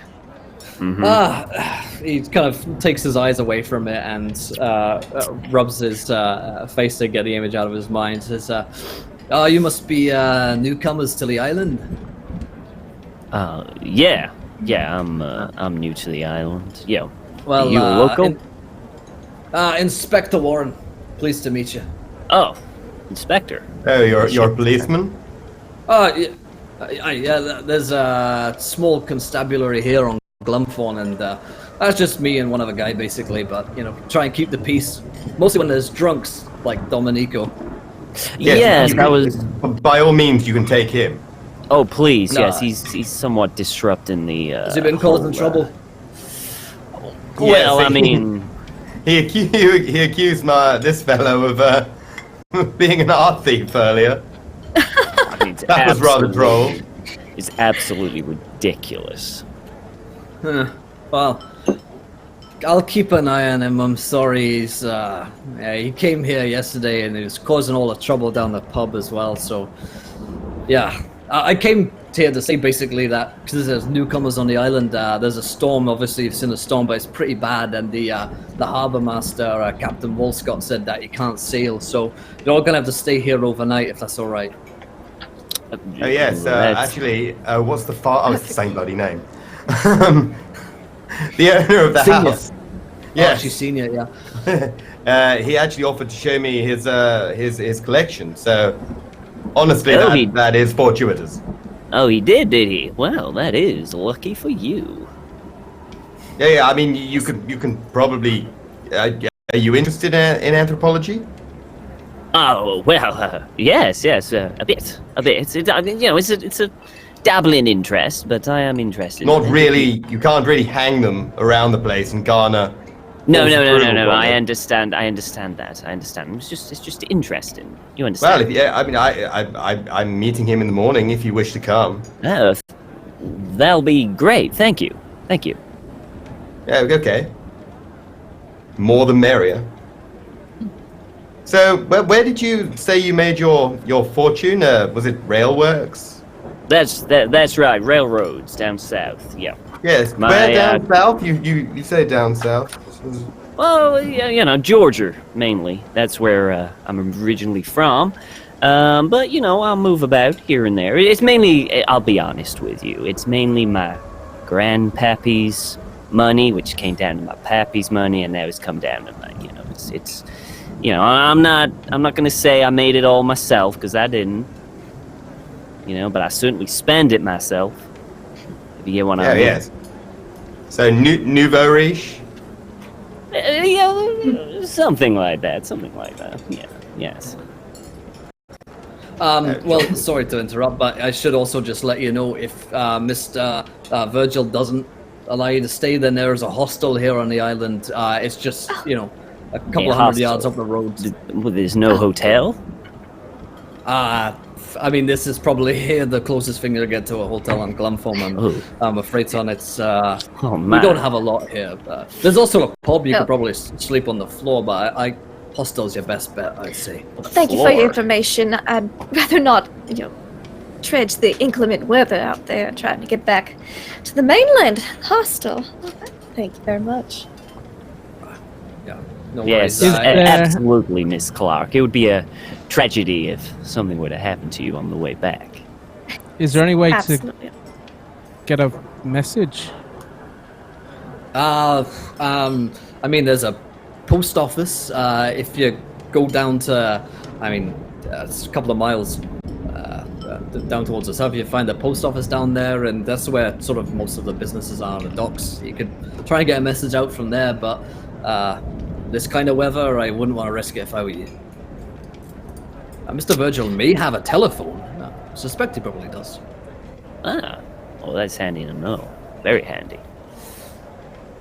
If you excuse me, I'm going to talk to Mr. Randle about potentially purchasing one of these fine pictures. Yeah. I'll handle Domenico. Thank Good night, all of you. Nice to meet you. Good night, Inspector. Thank you very much. Pleasure.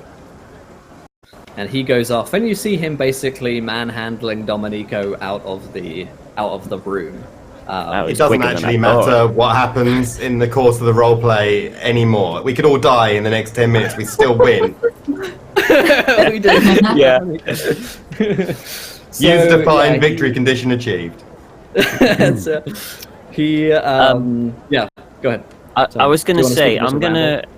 I was at first, but I want to head over to Elsie first when she's kind of more alone, looking at a painting. So no one's out in earshot, so I can just, pretend that I'm looking at the painting. And so I assume I'm aware that Miss Belvont is still just looking at us. Is that? Oh no, I'm very subtle. Very subtle. No, but I mean, are you present and looking in this general direction, slant-eyed or not? I'm a little further back, just kind of leaning against a wall, sipping my whiskey. Nice. If he looked at me, I would kind of raise my glass and pretend to be looking elsewhere, and then let my eyes drift where they wanted to. Okay. I'll go up to Elsie. Speaking of Elsie, in fact, Elsie is the tie-break winner for the Sanity Blessing on episode 1, meaning they get a day 6 sanity back. You've been blessed by the elder gods of Twitch chat, and Woo! for your sins. Awesome. Watch me roll a 1. But you see your old friend Reggie approach. Just make sure that no one's in earshot. So Elsie, any of these pique your interest? Oh, 1 or 2. I mean, could you tell me which striking ones? your fancy? So you don't try to swipe it out from under me like Well, Yes, yeah. we don't want well, we don't want a repeat of Paris. I understand. All right, Mhm, I'm mhm. looking at the third from the left on that far wall over there. Right. It might be a little large. We are on an island, so I'm also looking at this one right to the right of the one we're looking at. I mean, sure. I guess it's all right. I mean, so it's those two, yeah. The reds and browns are just perfect in my kitchen. These are going in your kitchen. Yes. Right. Yeah. I just couldn't get over what you told me was in your bathroom. It's burnt in my head. See if I Right, invite you anyway. over. Yeah, well, there'll be a cold day in hell before that happens. All right, so those two, right? Okay, I'll make sure not to, Just you don't know, buy those two. I won't buy those two. Don't worry. Buy. Well, you know how it goes. Yes, I do. I'm quite well aware. Right, I'm gonna go talk to this Randle chap, and yeah, hopefully these other people give us a nice distraction. So, Yes, we can- especially that Miss Belvant. She seems to be quite distracting. I And if we turn could, over- if we could offend Professor Wilkes enough, I think he could be a potential distraction as well. Oh yeah, that guy is like one insult away He's from blowing his top. wound so tightly. It's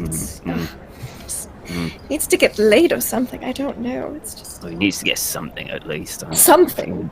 Hot stiff drink, I think. Mhm. Right.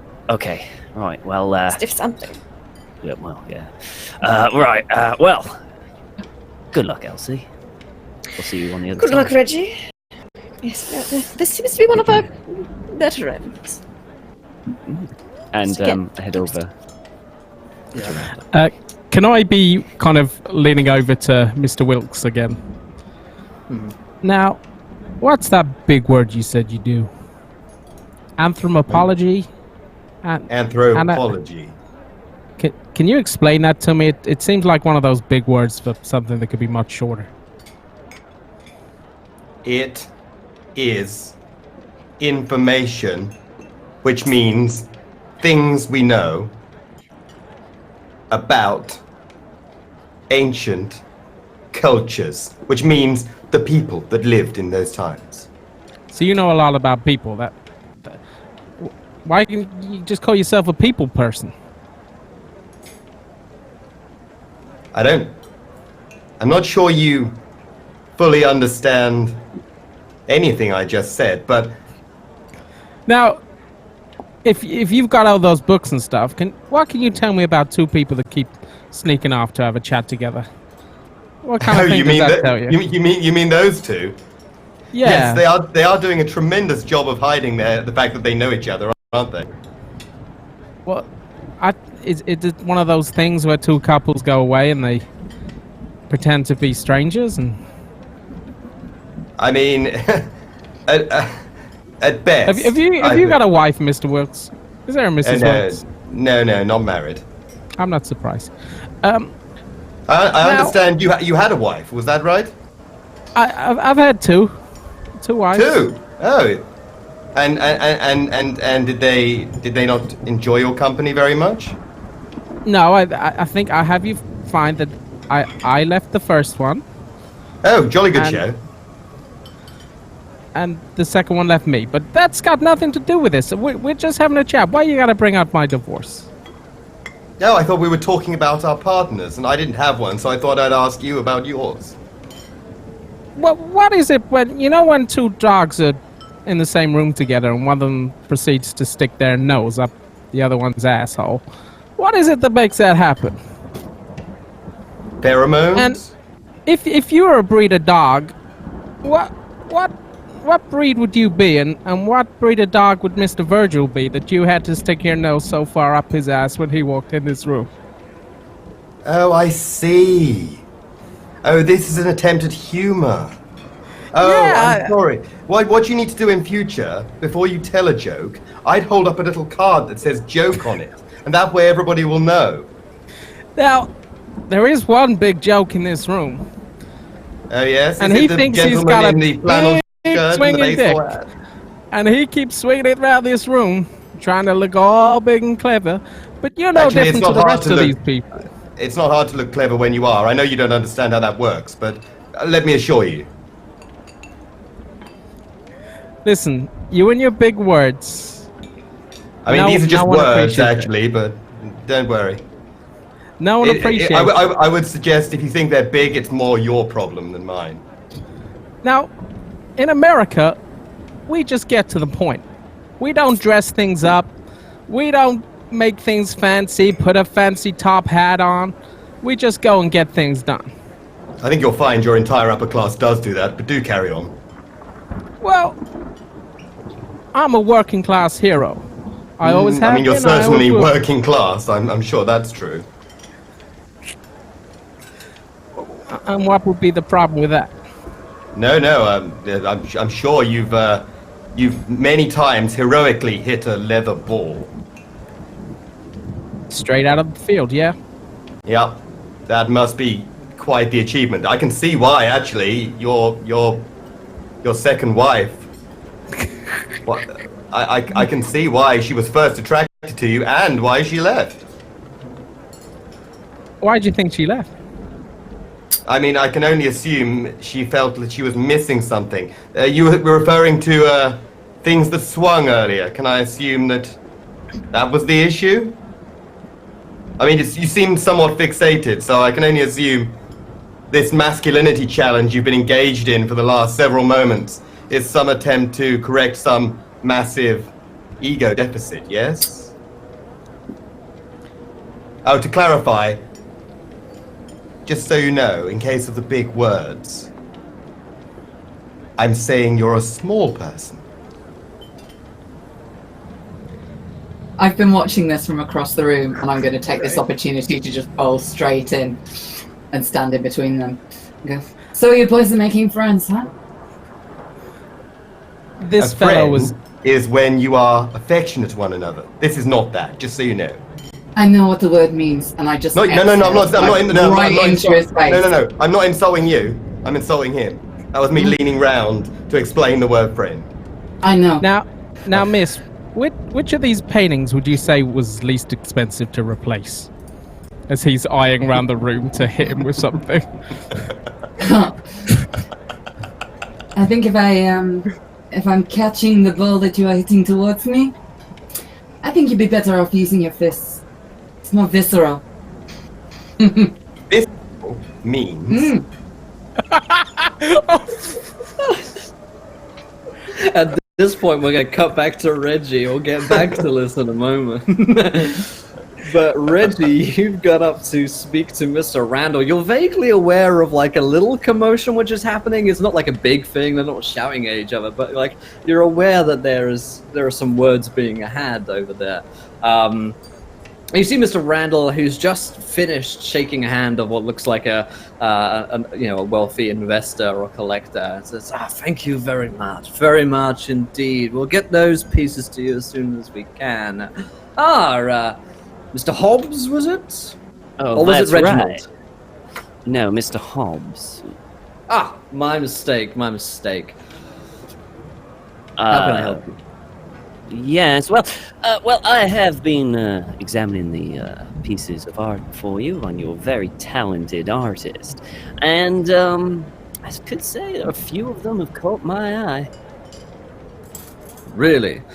And you were looking to collect these pieces? You're a collector?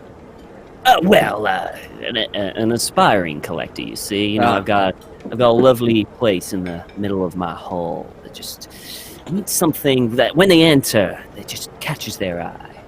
You're the kind of person that likes to put something up and take credit for it, is that right? Something like that, yes. It's a weakness of mine, I understand, but hey, if the money's right... Perfectly fine weakness to have. Was there a piece in particular you were looking for? Well, there are quite a few. If you would come with me. Of course.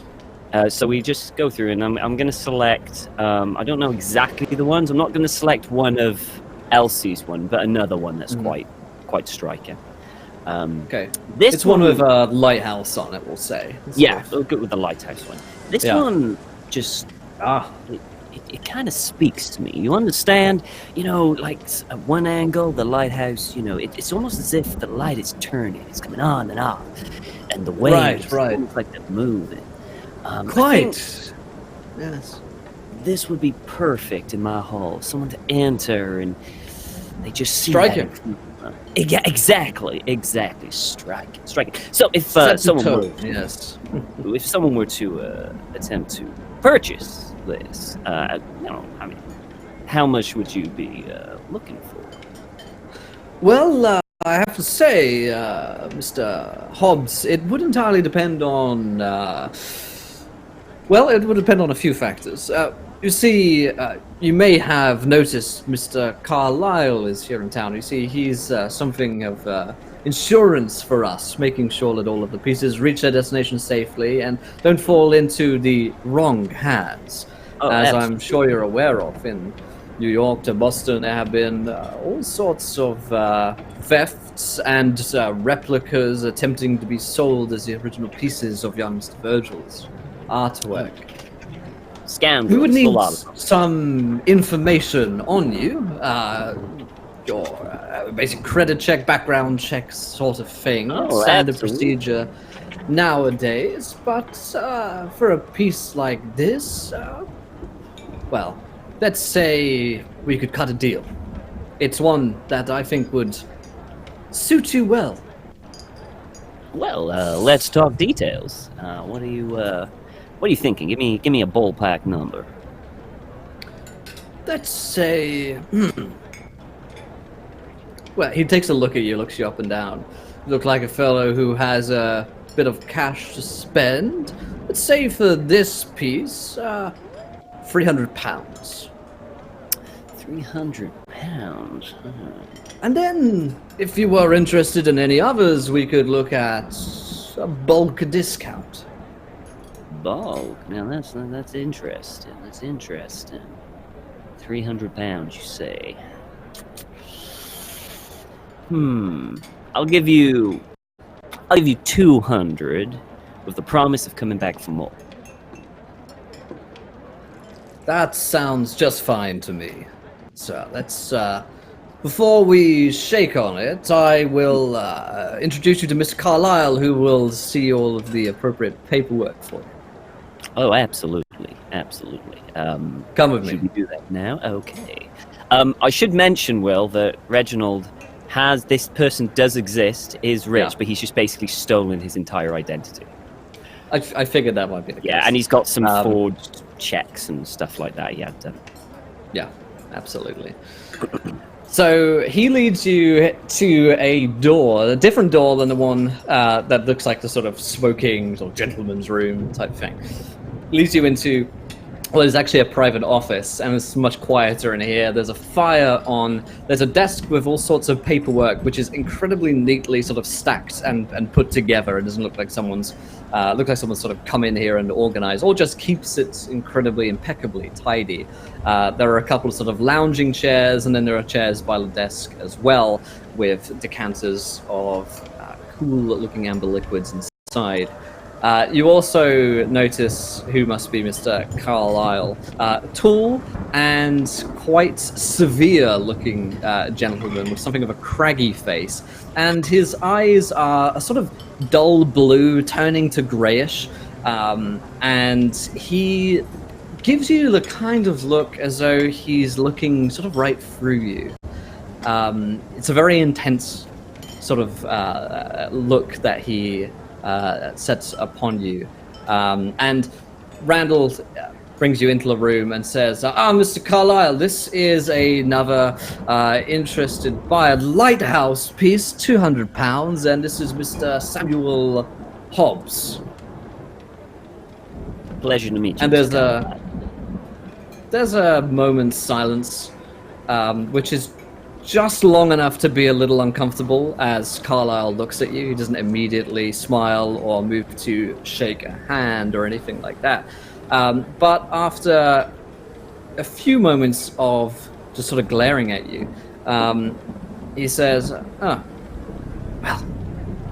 pleased to meet you, Mr. Hobbs. Please take a seat. Randle, leave. Randle immediately shuts the door. Would you like a drink, Mr. Hobbs? Sure, why not? Let's have a scotch. Very good. Pours you a drink. Doesn't pour one for himself. And hands it over to you, sliding it across the table. What line of work are you in, Mr. Hobbs? Railroads, is it? That's right. Well, we make the metal for the railroads. You know, a few factories here and there. I understand it's quite a grueling process. Well, in the factory, I'm sure it is, but I never see any of it. No need to get your hands dirty, I suppose. Well, no, that's what we pay good people for. I see. And you are a collector? Well, an aspiring collector, you know. I'm new to the whole artistic world, and you know, I just like to decorate my house. You know, when people visit, that it catches their eye, and the piece with the lighthouse from Archie is just, I think, be perfect in my home. Are you quite certain that it's a piece for you, Mr. Hobbs? There are many different arts collectors out there. Few of them are interested in Mr. Virgil's quite, some would say, distasteful pieces. Others might even call them horrific. Is this really the kind of thing you'd like to hang up in your hallway? My dear friend, the uniqueness is the exact reason why I want it in my hallway. Think of it. Unique. All these other artists doing like landscapes of pretty fields with a sheep in the middle. Or, you know, like sunshine or a portrait of some old fart that doesn't care. But to have something like that, that's gonna catch eyes. And that's gonna spread. And that's what I want. He nods. Do you have many visitors to your house? I have a few here and there, you know, friends, you know, people of the upper classes around, you know, banquets, parties, the usual. Because you know, Mr. Hobbs, that these pieces can be quite disturbing, and if the wrong eyes were to set upon them, people have in the past degraded these pieces, attacked them even. We would not want this to be in a wrong place if the artwork were to be harmed. Well, I assure you, it will not be in arm's reach. It will be up on the wall. And my friends respect art. They, I mean, I've never heard of someone attacking a piece of art just because they didn't like it. That is somewhat unusual, but I can assure you it will be protected. What kind of protection can you offer? Well, for one, because it is a significant piece of art, I will pop it higher out of arm's reach on the wall of my estate, and it will be put behind some glass as well for extra protection, which will be locked. I think that's more than enough for a painting. Let us hope so. Now I will need some information about you, Mr. Hobbs. You understand basic checks. Sure, why not? Go ahead. Very good. He withdraws a piece of paper from the stack, neatly pushes it towards you. Here is a form for you to fill out. Involves some basic things like your residence, where the art will be held, your bank account details, references, etc. Right. I mean, I can just pay with a check. That's what I was kind of hoping for. I'm afraid checks aren't always good, Mr. Hobbs. We've been burned before. Perhaps you don't know my reputation, but I am a lawyer, and I work closely with the Virgil family here as well. specialize in art theft. Mm-hmm. And I know how they operate, Mr. Hobbs. And I know who they are. Mm-hmm. I'm sure you do. And he takes a massive gulp of the scotch and... I make it my business to make sure that all of the art here is safe. And for all of my clients. I make sure that I do my research on who might be attending parties such as this. I'm sure you do. So, Yep. you see, I know a lot about the people who are here today. Some might say I know more about them than they know about themselves. So it's all just to make certain that the artwork is safe. You understand? Reggie's going to lean in, get quite close. He goes, "Oh, I understand perfectly. So what I'm going to do, I'm going to take this piece of paper, I'm going to take this pen, and I'm going to go fill this out, and I'll be right back." I've seen to it that you and any other companions you've brought with you are seen to rooms for the night at the hostel. There's a lot of paperwork you see, and it might take you some time. The storm is particularly bad tonight, so you won't be able to leave the island. So there's no need to rush, Mr. Hobbs, and if you think twice about what you're about to do, then that's your prerogative, isn't it? I guess it is. And he'll finish off the scotch. Get up. Good day to you, Mr. Carlyle. Sleep well, Mr. Hobbs. He'll walk out the room, close the door. Elsie. Where's Elsie? Oh. I'd like a beeline to Elsie. He'll kind of... It doesn't matter if she's talking to someone. He'll kind of grab her by the arm and take her away for a little bit. Elsie, You have got to stop coming up here and speaking with me like yeah, going to think we're together. Yeah, well, let him think that. Yeah, I think there's a slight problem here. This Mr. Carlyle, I'm pretty sure he knows exactly who I am, and Maybe you shouldn't steal art and sell it. yeah, well, if he knows who I am, he knows who you are.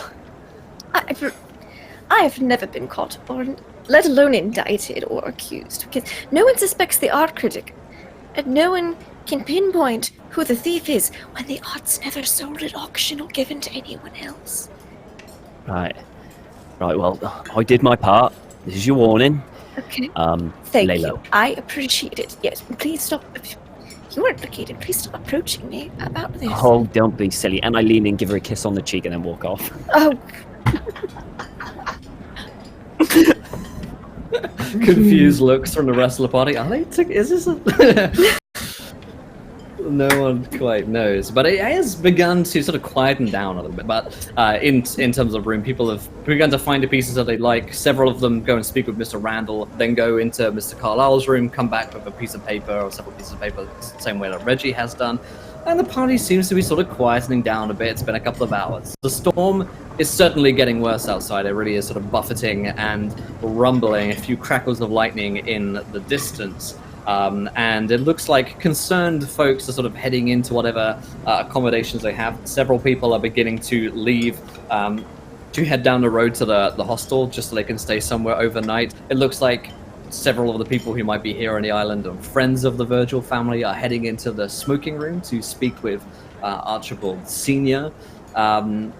What is the move for the group? I guess we cut back, in fact, to the sort of the fight with Sebastian and Hank. Maybe let's come to something of a standstill with Laura's input here. I don't know. What are you guys up to?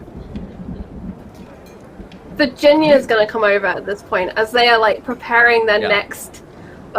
Say, did you hear the awful news? We're going to be stuck on this damn island. This storm is keeping us here. Apparently there was a cop. There was a what? A cop. Oh yes, It's a good thing, no? It's not really a problem. Actually, I spoke to the elder. What is his bastard surname? I keep forgetting it. Virgil. Yeah. I spoke to the elder Virgil, and he has some pieces of interest that I'm going to appraise with him tomorrow. So, quite honestly, the storm isn't really that much of a bother.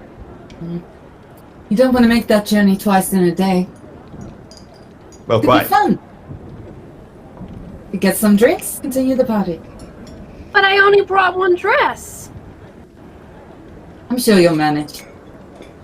I mean, you could always just wear it again, can't you? I've got some things you can borrow if you want. Oh, that's real swell of you. Say, you don't look about my size.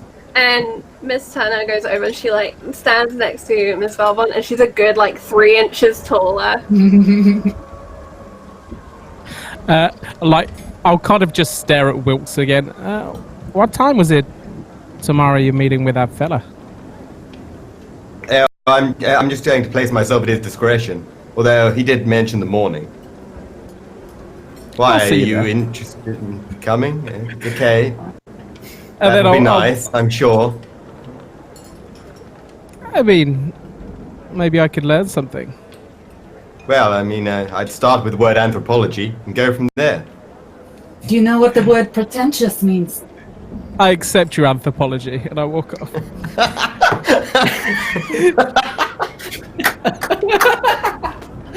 I literally applaud him as he leaves. Oh man.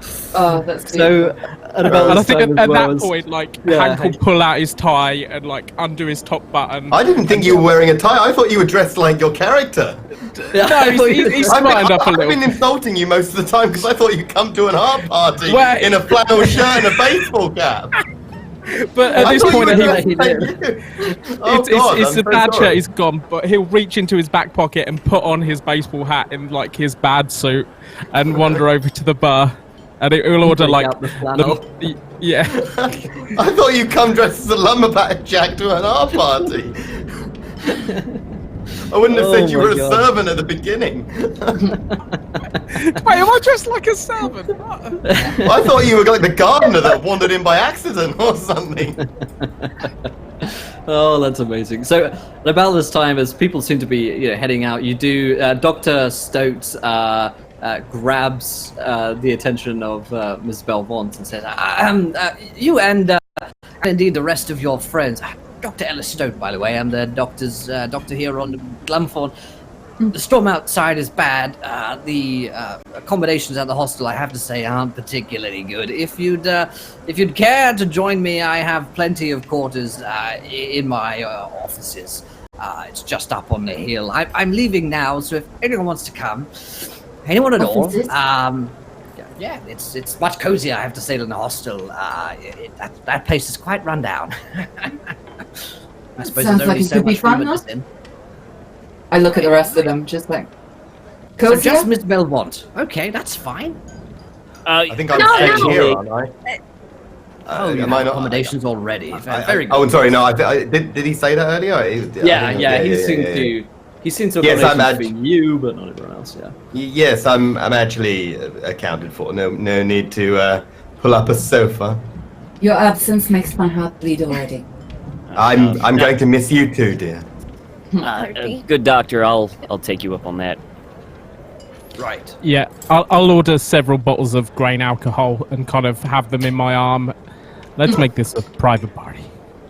Oh, I love parties. You're coming as well then? Everyone but Mr. Wilkes, I suppose? Oh, that doesn't seem very nice. He's our new friend. Are you sure you won't join us, Mr. Wilkes? You might learn something. Oh, no. Doubt it. I mean, out of character, do I need to come with? Go wherever you want, man. Go wherever you want. Yeah. No, that's okay. I'm sure you will have quite the time, and I wouldn't want to impose. Well, We'll tell you all about it tomorrow. Oh, please regale me with all of your stories. Right. I have a brolly here. might have to all duck under it. That's okay. I brought a brolly too. I'll let the ladies go under the brolly. Right. All right.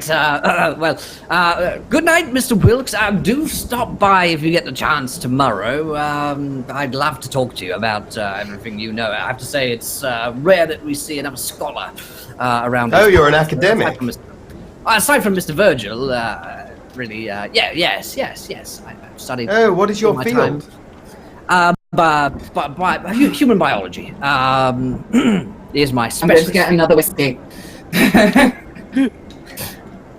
But I also have medic training as well. But I have to say, I'm very interested in ancient civilizations and whatnot. Spent some time over in the Africas, and you have learned a few things. Yes.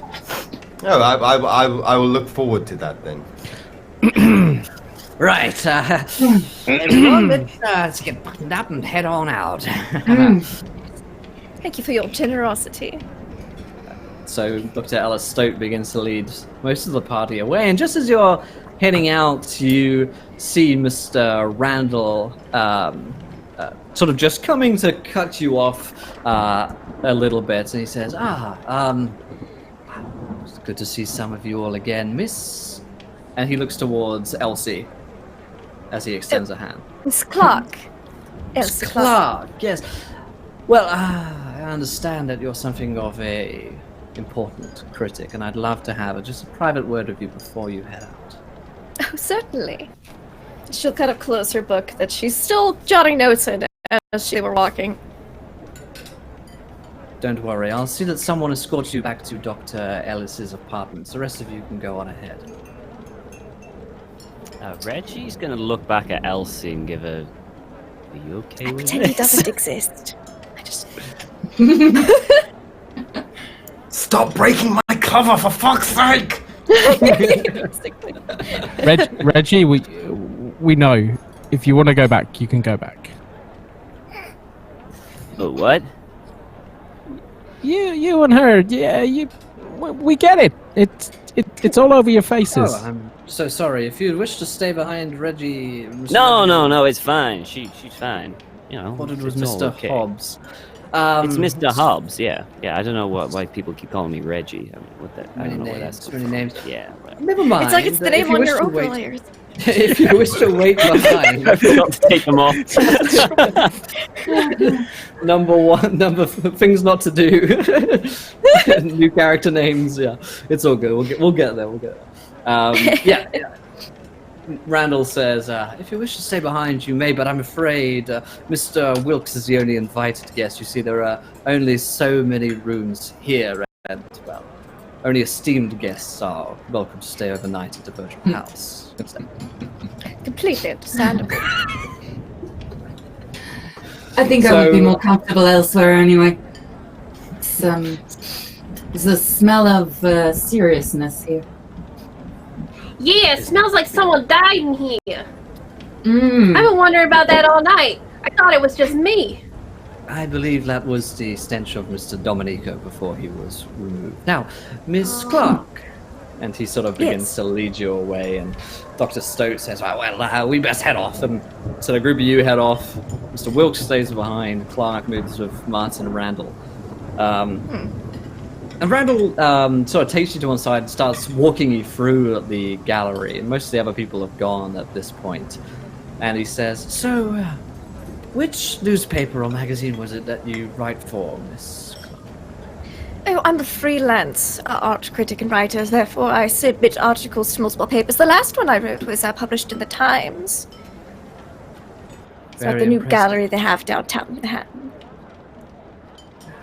Very impressive indeed. And what did you think of it? The gallery in Manhattan, there's nothing I haven't seen. I've also done a few pieces in Europe as well. I'd definitely say it's not as fascinating as what you've got here. You know, the classics, a Renaissance painting or two, something from Monet, a bit of Picasso, Yes. a bit of smattering. Yes. It was well-rounded, I would say. Good for a public art gallery, but this, you know, You'll Well, get sometimes the best things similar. are kept private, wouldn't you say? Depends on what it is you're talking about. Yes. Well, I wanted to put you aside, Miss Clark, because my boss, Mr. Carlyle, wished to speak to you. I understand that it's due to your, status in the art world. He wishes to secure your endorsement. You know what they're like, these folks who run the gallery. Yes. See, I just sell them. Oh, I'm not I much know of a all too well what the connoisseur. gallery proprietors are like. Yes, he picked you out in particular, I believe. Now, he's right in here. Follow me. And he opens the door into the same office room that Reginald stepped into. However, there isn't a desk in this room. There aren't any chairs at all. The fire is out. And it's a very cold, dark room. You're sure that you got a glance into the room when Reginald walked into it, and it's very different than the room that Reginald stepped into. They must have rearranged some things. But nonetheless, there is Mr. Carlyle standing now. He seems to be lighting a few candles around the room, and the sort of oaky smell of when you light a candle is much more welcoming and calming than the smell back in the gallery. Randle says, Mr. Clark is here to see you, sir. Carlyle again gives you that uncomfortable moment's look before he begins to speak or move towards you in any way. And then he just nods. Thank you, Randle. That will be all. Miss Clark, can I offer you a drink? Cigarette? Oh, I don't imbibe. I would take a cigarette, though. Mr. Carlyle, was it? Yes. Eric Carlyle. Cigarette it is.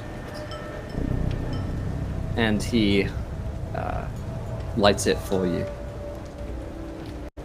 So, I understand that you are a critic of the arts, Miss Clark. In fact, I've read all of your pieces. Well, it's not often I can say that someone's read so thoroughly into my work. I'm a very thorough person.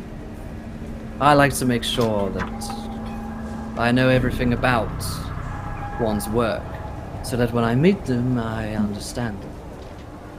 I'm sure. Well, I'm sure you know that I've written for the Times, a few papers across the pond as well, along with many other local magazines and gallery pieces. I'm well aware. And what are your honest thoughts on young Archibald's work? I find it very intriguing and fascinating to use the concept of how the human eye perceives things. It's quite ingenious. It's very new. I like it. I think it's going to trend very well in the next decade or so. Someone walks in, sees a piece, someone else sees something slightly different in the same piece. It's very clever. Very Keeps the clever. works fresh. Yes. You're a very clever person, aren't you, Miss Clark? Not particularly. I just was very good at English class. You see, I Writing. like clever people. They can be useful, or they can be disruptive. As with most people. Yes. But intelligent people have a unique way of getting to the bottom of things. Getting around things as well.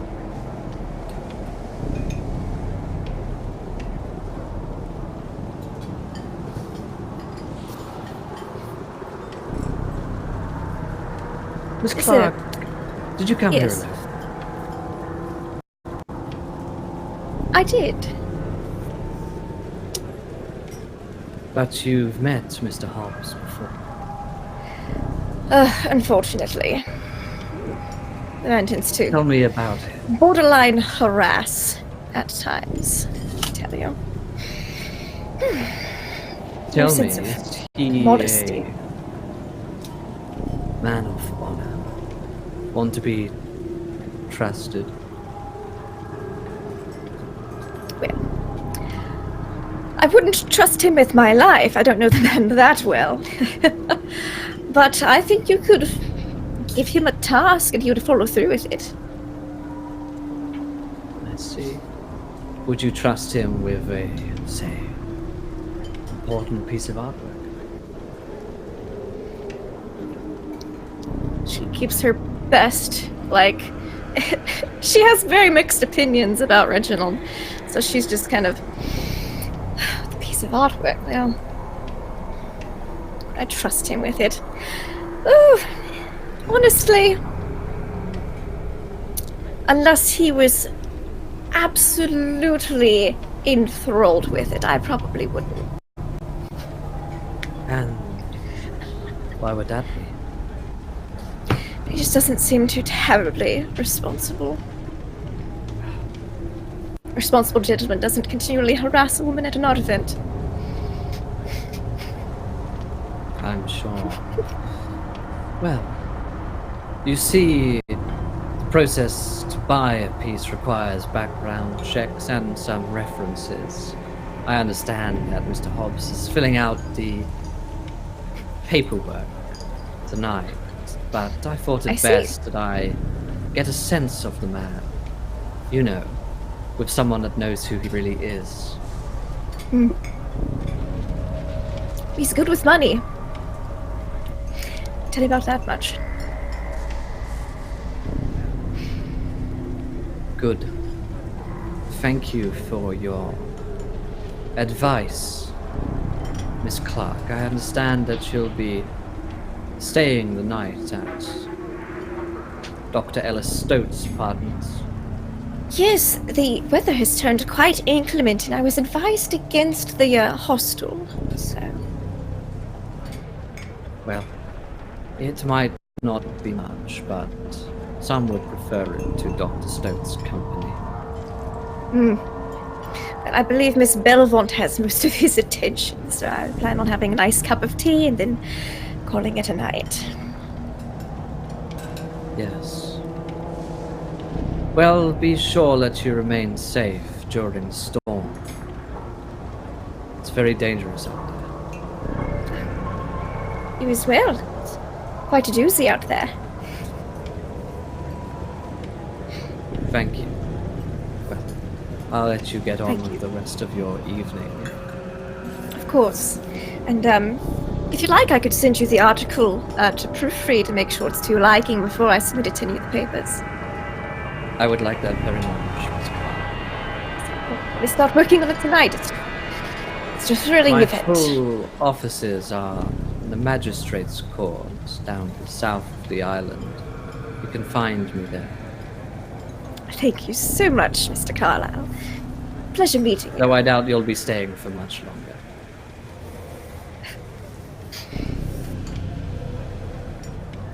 Good night, Miss Well, Clark. weather should clear up soon. Have a good evening. You turn and leave from the room. And when you come back out, it's really just you, Martin Randle, and Mr. Wilkes. A couple of other folks sort of lingering around in the party. It looks like the rest of your companions headed off with Dr. Stote. But you do see that Randall has sent a servant, I suppose, who's got an umbrella and a big heavy-looking coat, and he says, Miss, I understand that you're to head to Mr. Stote's apartments, yes? Yes, Miss yes, Clark? thank you very much. Well, I'll assist. Follow me, I know the way. Thank you, gentlemen. She just gives them a nod as she passes by. Call me Tom, miss. You can call me Tom. Tom, it's nice to meet you. You, Shall we get on with it? She looks out at the storm. Just, just rain in buckets. Very good, very good. And you head out into the storm, following the rest of your companions to Dr. Stote's apartments. You arrive there after a murky, muddy trudge up a hill to this decrepit-looking old set of what may have been a hospital at one point, but now functions more like his offices and apartments have been converted into sort of living spaces. By this time, the rest of your friends are here already with Dr. Stote, and you've settled in to these. You each have a room. They're pretty dusty, old-looking beds. It's certainly not much comfort here. But, Stote has a fire, and it's pretty warm in here. And it's certainly a whole lot drier than it is outside. Mr. Clark, when you arrive, he welcomes you, and "Oh, come in, everyone else is just getting themselves settled. Miss Clark, I hope you've found your way here." "Thank you, Tom. Thank you. Come on in. I'm getting something a little bite to eat, and I think breaking out some alcohol." Join the rest of the party in the common room, where I think Hank has started to probably hand out quite liberally alcohol to everyone. And Dr. Ellis says, "Well, this is your half of the apartments. My business and workers on the other side through that door there. Now, I sleep pretty heavily, so I'll keep the door locked. But feel free to roam around this side as much as you like in the night. Get up and get whatever you need. Just don't come into my side. I have a thing about privacy and whatnot." Say, you said you were a doctor, right? Yes. Well, I got a nervous disposition, and storms just make me plumb crazy. Okay. Well, I will find you a remedy to calm your nerves. I've got a remedy right here. I usually find this quite well. I'm already pouring her a whiskey. Yeah, that Yeah, can you be can good have for mine. the humours. Yes, I do recommend a drink for the humours. I usually like to mix mine with half a pill, but sure. I can find pills. Maybe have go some for the around full here pill. somewhere. Well, Yeah, maybe the storm's pretty bad. I'll leave you to it for the night. I hope you all sleep well, and I'll see you in the morning. Thank you. I'm going to wake you up. Well, thank you. All right, then. All right. Thank you. Yeah. Good night. Thank you. Good night, Miss Belvont. Sleep well. And he closes the door nervously. Oh, I should not go out giving out cigarettes to people I don't know. Well, Flop down into a chair and kick my feet up on the coffee table or whatever we've got. Somewhere they shouldn't be. Yeah. can you imagine how bad the hostel must be if he thinks this was an upgrade? This is preferable. Oh, it's Yes. not so bad. Sure. I mean, it smells. Do all houses smell like this around here? It's probably the weather. The old one with the Island. damp. And, yeah, it's probably an old house as well. It's the smell of age. They don't get much of that in this country. Not used to anything over a few hundred years. So true. Well, everything falls down when it gets that old. You gotta build new things. You really have to go to Europe. Yes. Really It's quite have to. enlightening. You should see the new buildings they're building in New York. They say they're gonna be the tallest ones in the whole world. Well, I think we've learned from our friends back at the art gallery. Size isn't Bigger always is not always everything. better. I shoot her a little look, like a little wiggly eyebrow. Mm-hmm. Well, I like tall things. Sure you do. I bet you. And you know, I think I'm gonna buy that painting. The one that everyone kept looking at and they couldn't stop looking at. This seems like the kind of thing I should have, you know? Yes. You know, that It that does thing was indeed. a lot of money. Yeah, you These got a couple of thousands grand of lying dollars. around. My husband was a bank manager. Really? The bank manager. Oh, so you are managing now. Oh no, but I look after his funds. That's Oh, what and I he meant. has a lot of funds, huh? He had. You know, that's why they think I did it, for the money. Not that I did do it, and it wasn't for the money. Uh-huh. I mean, I believe you. You know, you don't People you do don't all have sorts to... of things for money. Oh, yeah. I mean, After the death of a loved one, it's always nice to grieve in comfort. Yeah. that's a nice bonus, isn't it? I mean, That's why I like these furs, you know? They're real comforting.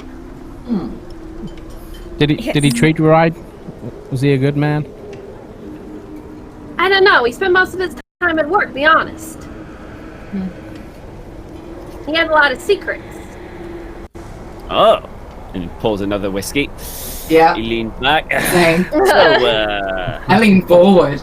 yeah, so secrets then. I mean, please. I mean, we're all sharing here. You know, Well, it's you know, a nice bedtime. He'd go on these trips to the city, and he'd buy all these books. And I'd tell him, what do you buy books for? You don't read. And he says, I need them. And I said, what do you need them for? He says, to read them. And I said, well, you don't read. And we had this blazing row about it. And I feel real bad because, you know, he should be allowed to buy books if he wants books, right? I mean, But it's anyway, I his take a money. look at one of these books one day, and I ain't never seen anything like it. You know, that painting kind of puts me in mind of those books. Kind of creepy. Reginald leans forward and takes a sip. Would you say that these books are rather unique? Well, I ain't never seen books like them. Well, I myself am a read bit of a... I've been to the library. Okay. Do you... I mean, I'm a bit of a literary man myself. I mean, I would love to see some of these books sometimes, if you wouldn't mind. Oh, sure, you should all come to the house. We could have a whole party there. Now that sounds you're like talking. a lovely idea. Yeah. So as you guys sort of settle in for the evening, and no doubt at some point will find your way to bed, we will cut back over to the Virgil Estates with Mr. Sebastian Wilkes, who has just been accompanied by Martin Randle, who had that conversation with Elsie, and there's only a few people left. He says, Professor Wilkes, why don't you join us in the smoking room? Got to stay after all. Oh, lovely. That's most kind.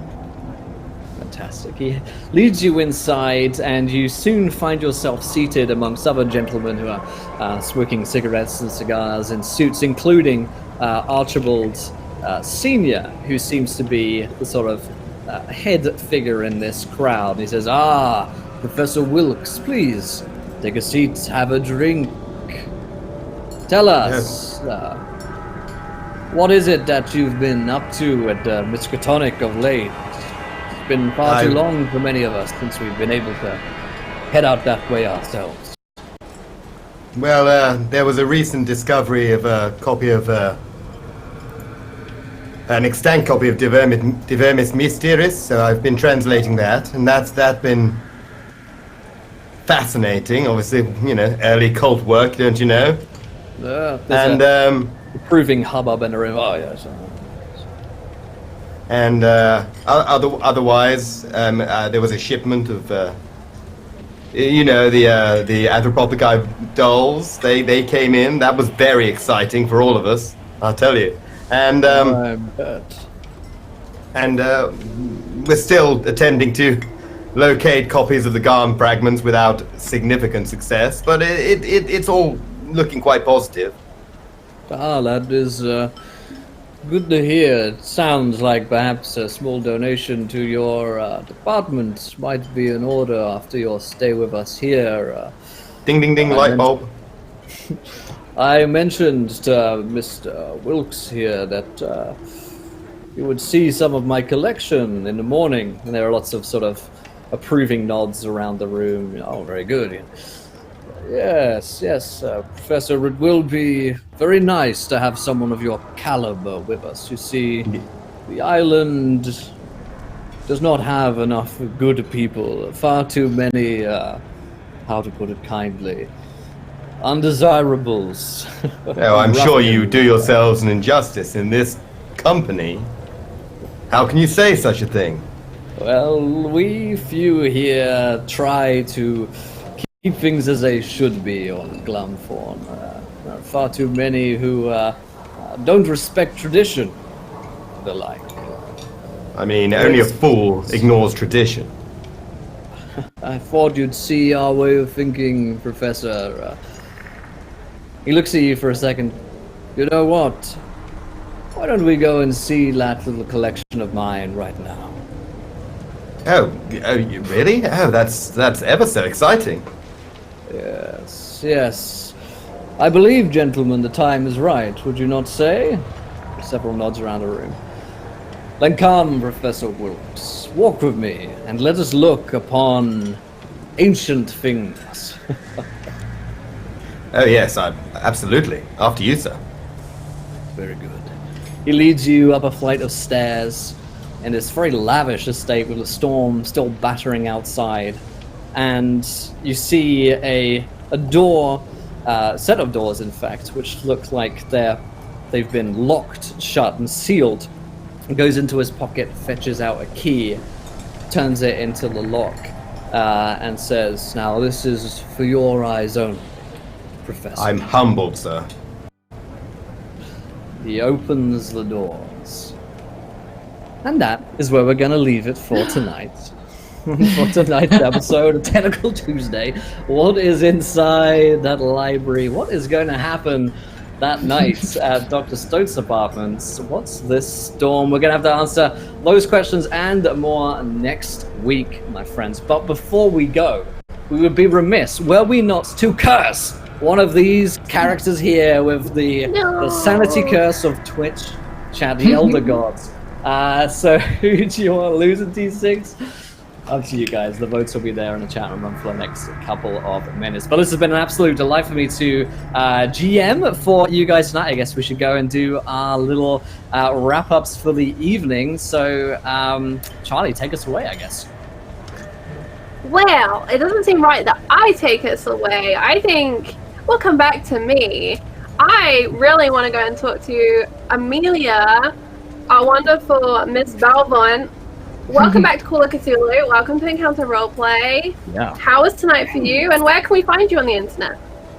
Yeah, tonight was awesome for me. Tech issues aside, it feels so fun to be getting back into this world. And I love these characters. I talk about sass. I don't think we're going to be able to follow the main plot for the sass. I think the sass is scarier than anything we're going to come up against. It's genius. You can find me over on Twitter under Amelia Tyler. And that's it. That's me. Do you have any projects you'd like to plug? Projects? Oh, God. Nothing I can talk about currently. Smell the NDAs. But there may be news soon. Yeah. We like a bit of mystery, so go and follow at Amelia Tyler and see if she leaks any of those details. I would never, darling. Alright, let's dive on around, and this time let us talk to Redundant UK. I wasn't How you doing, expecting Tom? that. Yeah, I'm good. Keep me on your toes. Yeah, you really do keep me on my toes. Yeah, that was really good. I love it. I love it. I mean, as Amelia said, the sass is off the charts, and it is only going to grow and grow off the charts as people get more comfortable with each other. It's great. I love every character here. I love in. It's great. It's just great to be back with Call of Cthulhu. It's just my favorite tabletop game. It's amazing. Yeah, I can't wait till next week. Can't wait. Myself, I'm Redundant UK. You can check me out on Twitch, Twitter. I do other stuff, and I'm also on RPG Webby Thursdays for After the Fire, a Game of Thrones RPG where half my face is missing, so you don't want to miss out. And yeah, Gareth, I got to wear a thing as well. It sucks. But yeah, that's me. The underscore is really important in his use. Yes. It's very important. Very I would just like to say my name was before the whole fiasco and diabolical thing that is. Yeah, 100%. Speaking of diabolical, Adam, thank you so much for joining us tonight. How are Why you? do I get that lead in? What the fuck? Right, fuck you guys. I honestly thought it was going to be me. kind. To some people, it'd be a compliment. It was meant wholeheartedly as a compliment. How are you doing? Yeah, that was great. Super fun. On Twitch, Call of Cthulhu. I stream horror games full time. I can't wait for next week. This has been an absolute delight. Awesome. Make sure you go and check out those games. Have you played Man of Medan yet? Small sidetrack. Did you like it? Yeah, it's slightly lazier Until Dawn. Pretty decent. It's a good To write summary. taglines for games. Yeah, they come to me asking how to sell their games often, and they don't make any money. It's weird. I can't make a segue with that. Lindy, how are you doing, friend? Doing spiffy. This was so much fun. I love Call of Cthulhu as a system so much, and these characters, I cannot wait to interact with them more often. I feel a little bad for throwing Reggie slightly under the bus, but they are rivals, so... I like the fact that you're comfortable with your use of the word "slightly" there. They have their ups and downs, you know, it's a small art thief world. But yeah, you can find me online at LifeLoveLindy on Twitch, Twitter, YouTube, all pretty much every social media place. I play in and GM a lot of tabletop RPGs, including what I'm really excited for, tomorrow night on Tales from the Grimm's channel, May Black Roses Bloom, and Thursday afternoon, right here for Unhallowed Death's Curios. I am super hyped about that premiere as well. I am really excited, and yeah, just check out my channel for Move Spooky Mr. Ravenloft stuff tonight. All of the good stuff. And speaking of good stuff, Panda, how you doing, fam? Oh, this is weird. Again, compliments. All wrong. Yeah, I'm really good. It's lovely to be back, and unfortunately, Charlie has inherited me like a unwanted child from another marriage that Will's handed over. But I'm just part of the furniture. But it's lovely to get back, be back. These guys are amazing, so much fun. I don't really actually no. I think I'm doing a podcast soon. My friend started recording and doing stuff with a game that might be coming out, but I'll let you know as and when. I love Hank so Very much. Same. I love him so much. So innocent, but so American. Sorry, America. I'm trying. Sorry. But it was just that little bit of bite. Because Yeah, otherwise, yeah. Laura would have gone over there and broken that up way earlier, but she was like, no, he's doing all right. I was Yes, actually surprised I didn't get punched. So I didn't want to go for it As straight away. always, I was like tempted we- to break the artwork on your head just to see what Yeah. happened, but it's really There's good. A always wonderful next first week. session. Lots of threads to pull on. Yeah, definitely. Right now on the voting as well. We've just got about a minute left. 7 for Sebastian and 5 for Hank. So we're I am so shocked. pretty close. You mean I didn't come across as really, really warm? Total asshole. Oh man. I would Oh, like to well, say, yeah. go and join our Discord if you're not on there already. I think I'm going to start a death poll to see which one of us is going to probably die first. I think that's a healthy thing to do. Cool. If the sessions go like this, I might go crazy no matter what the fuck happens. Speaking of crazy, no matter what the fuck happens. Yeah. Do I How you throw doing, it- Will? I'm doing good. That was a lot of fun. But I have to say, wearing like a suit jacket on a hot lights for 3 hours is not something that's particularly pleasant. But it was. I got sucked in. I have to say, I got totally sucked into the characters, and that's the sign that there's something good coming. Is when I just get to sit back and let you guys roleplay for 20 minutes at a time with these little scenes. It's fantastic stuff. You guys should definitely check out the Patreon as well. It's all revamped. 100% of the Patreon goes towards the cast. So if you want to support Encounter Roleplay, you want to support these fantastic people here, go to patreon.com/Encounter Roleplay. The link is there. Go pledge $1, go pledge $2, whatever it is, and go and check all of the different shows we're going. This we've got a ton of great shows, right? What we've got tomorrow, Charlie?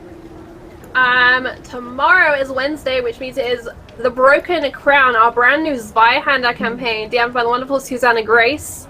It's modeled loosely on the story of Osiris and Seth, but with Susie's own little twist, and we have a really cool cast coming in for that.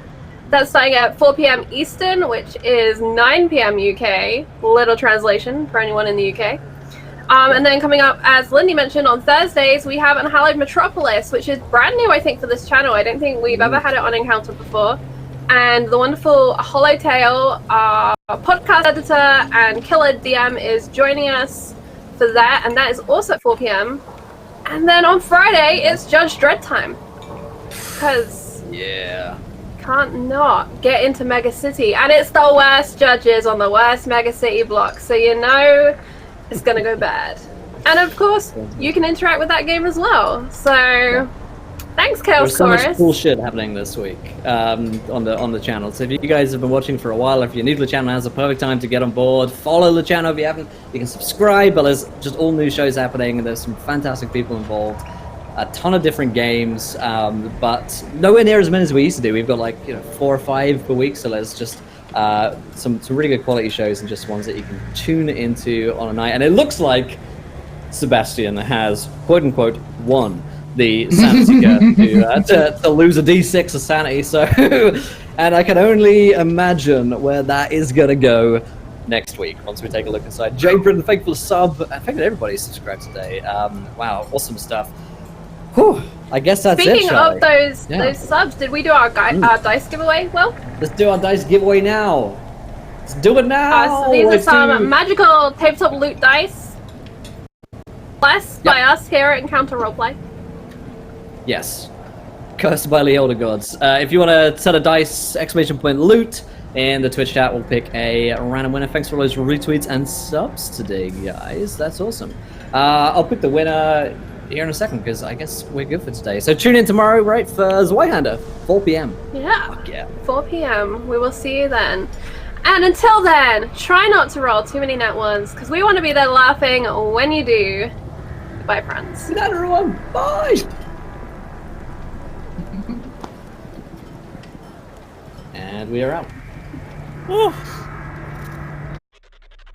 So before we begin today's show, I would like to take some time to remind you I'm that not used to wearing sleeves. Fantasy Grounds, a virtual tabletop of choice. All of the beautiful maps and rolls you see tonight are done using Fantasy Grounds, which you can try for free at fantasygrounds.com. You can also get all of your miniatures from Wayland Games. Go to waylandgames.co.uk and get yourself a huge range of D&D, Warhammer and 40k minis for up to 20% off regular retail price. And Tabletop Loot, who sell incredible dice. Go and check them out at tabletoploot.com.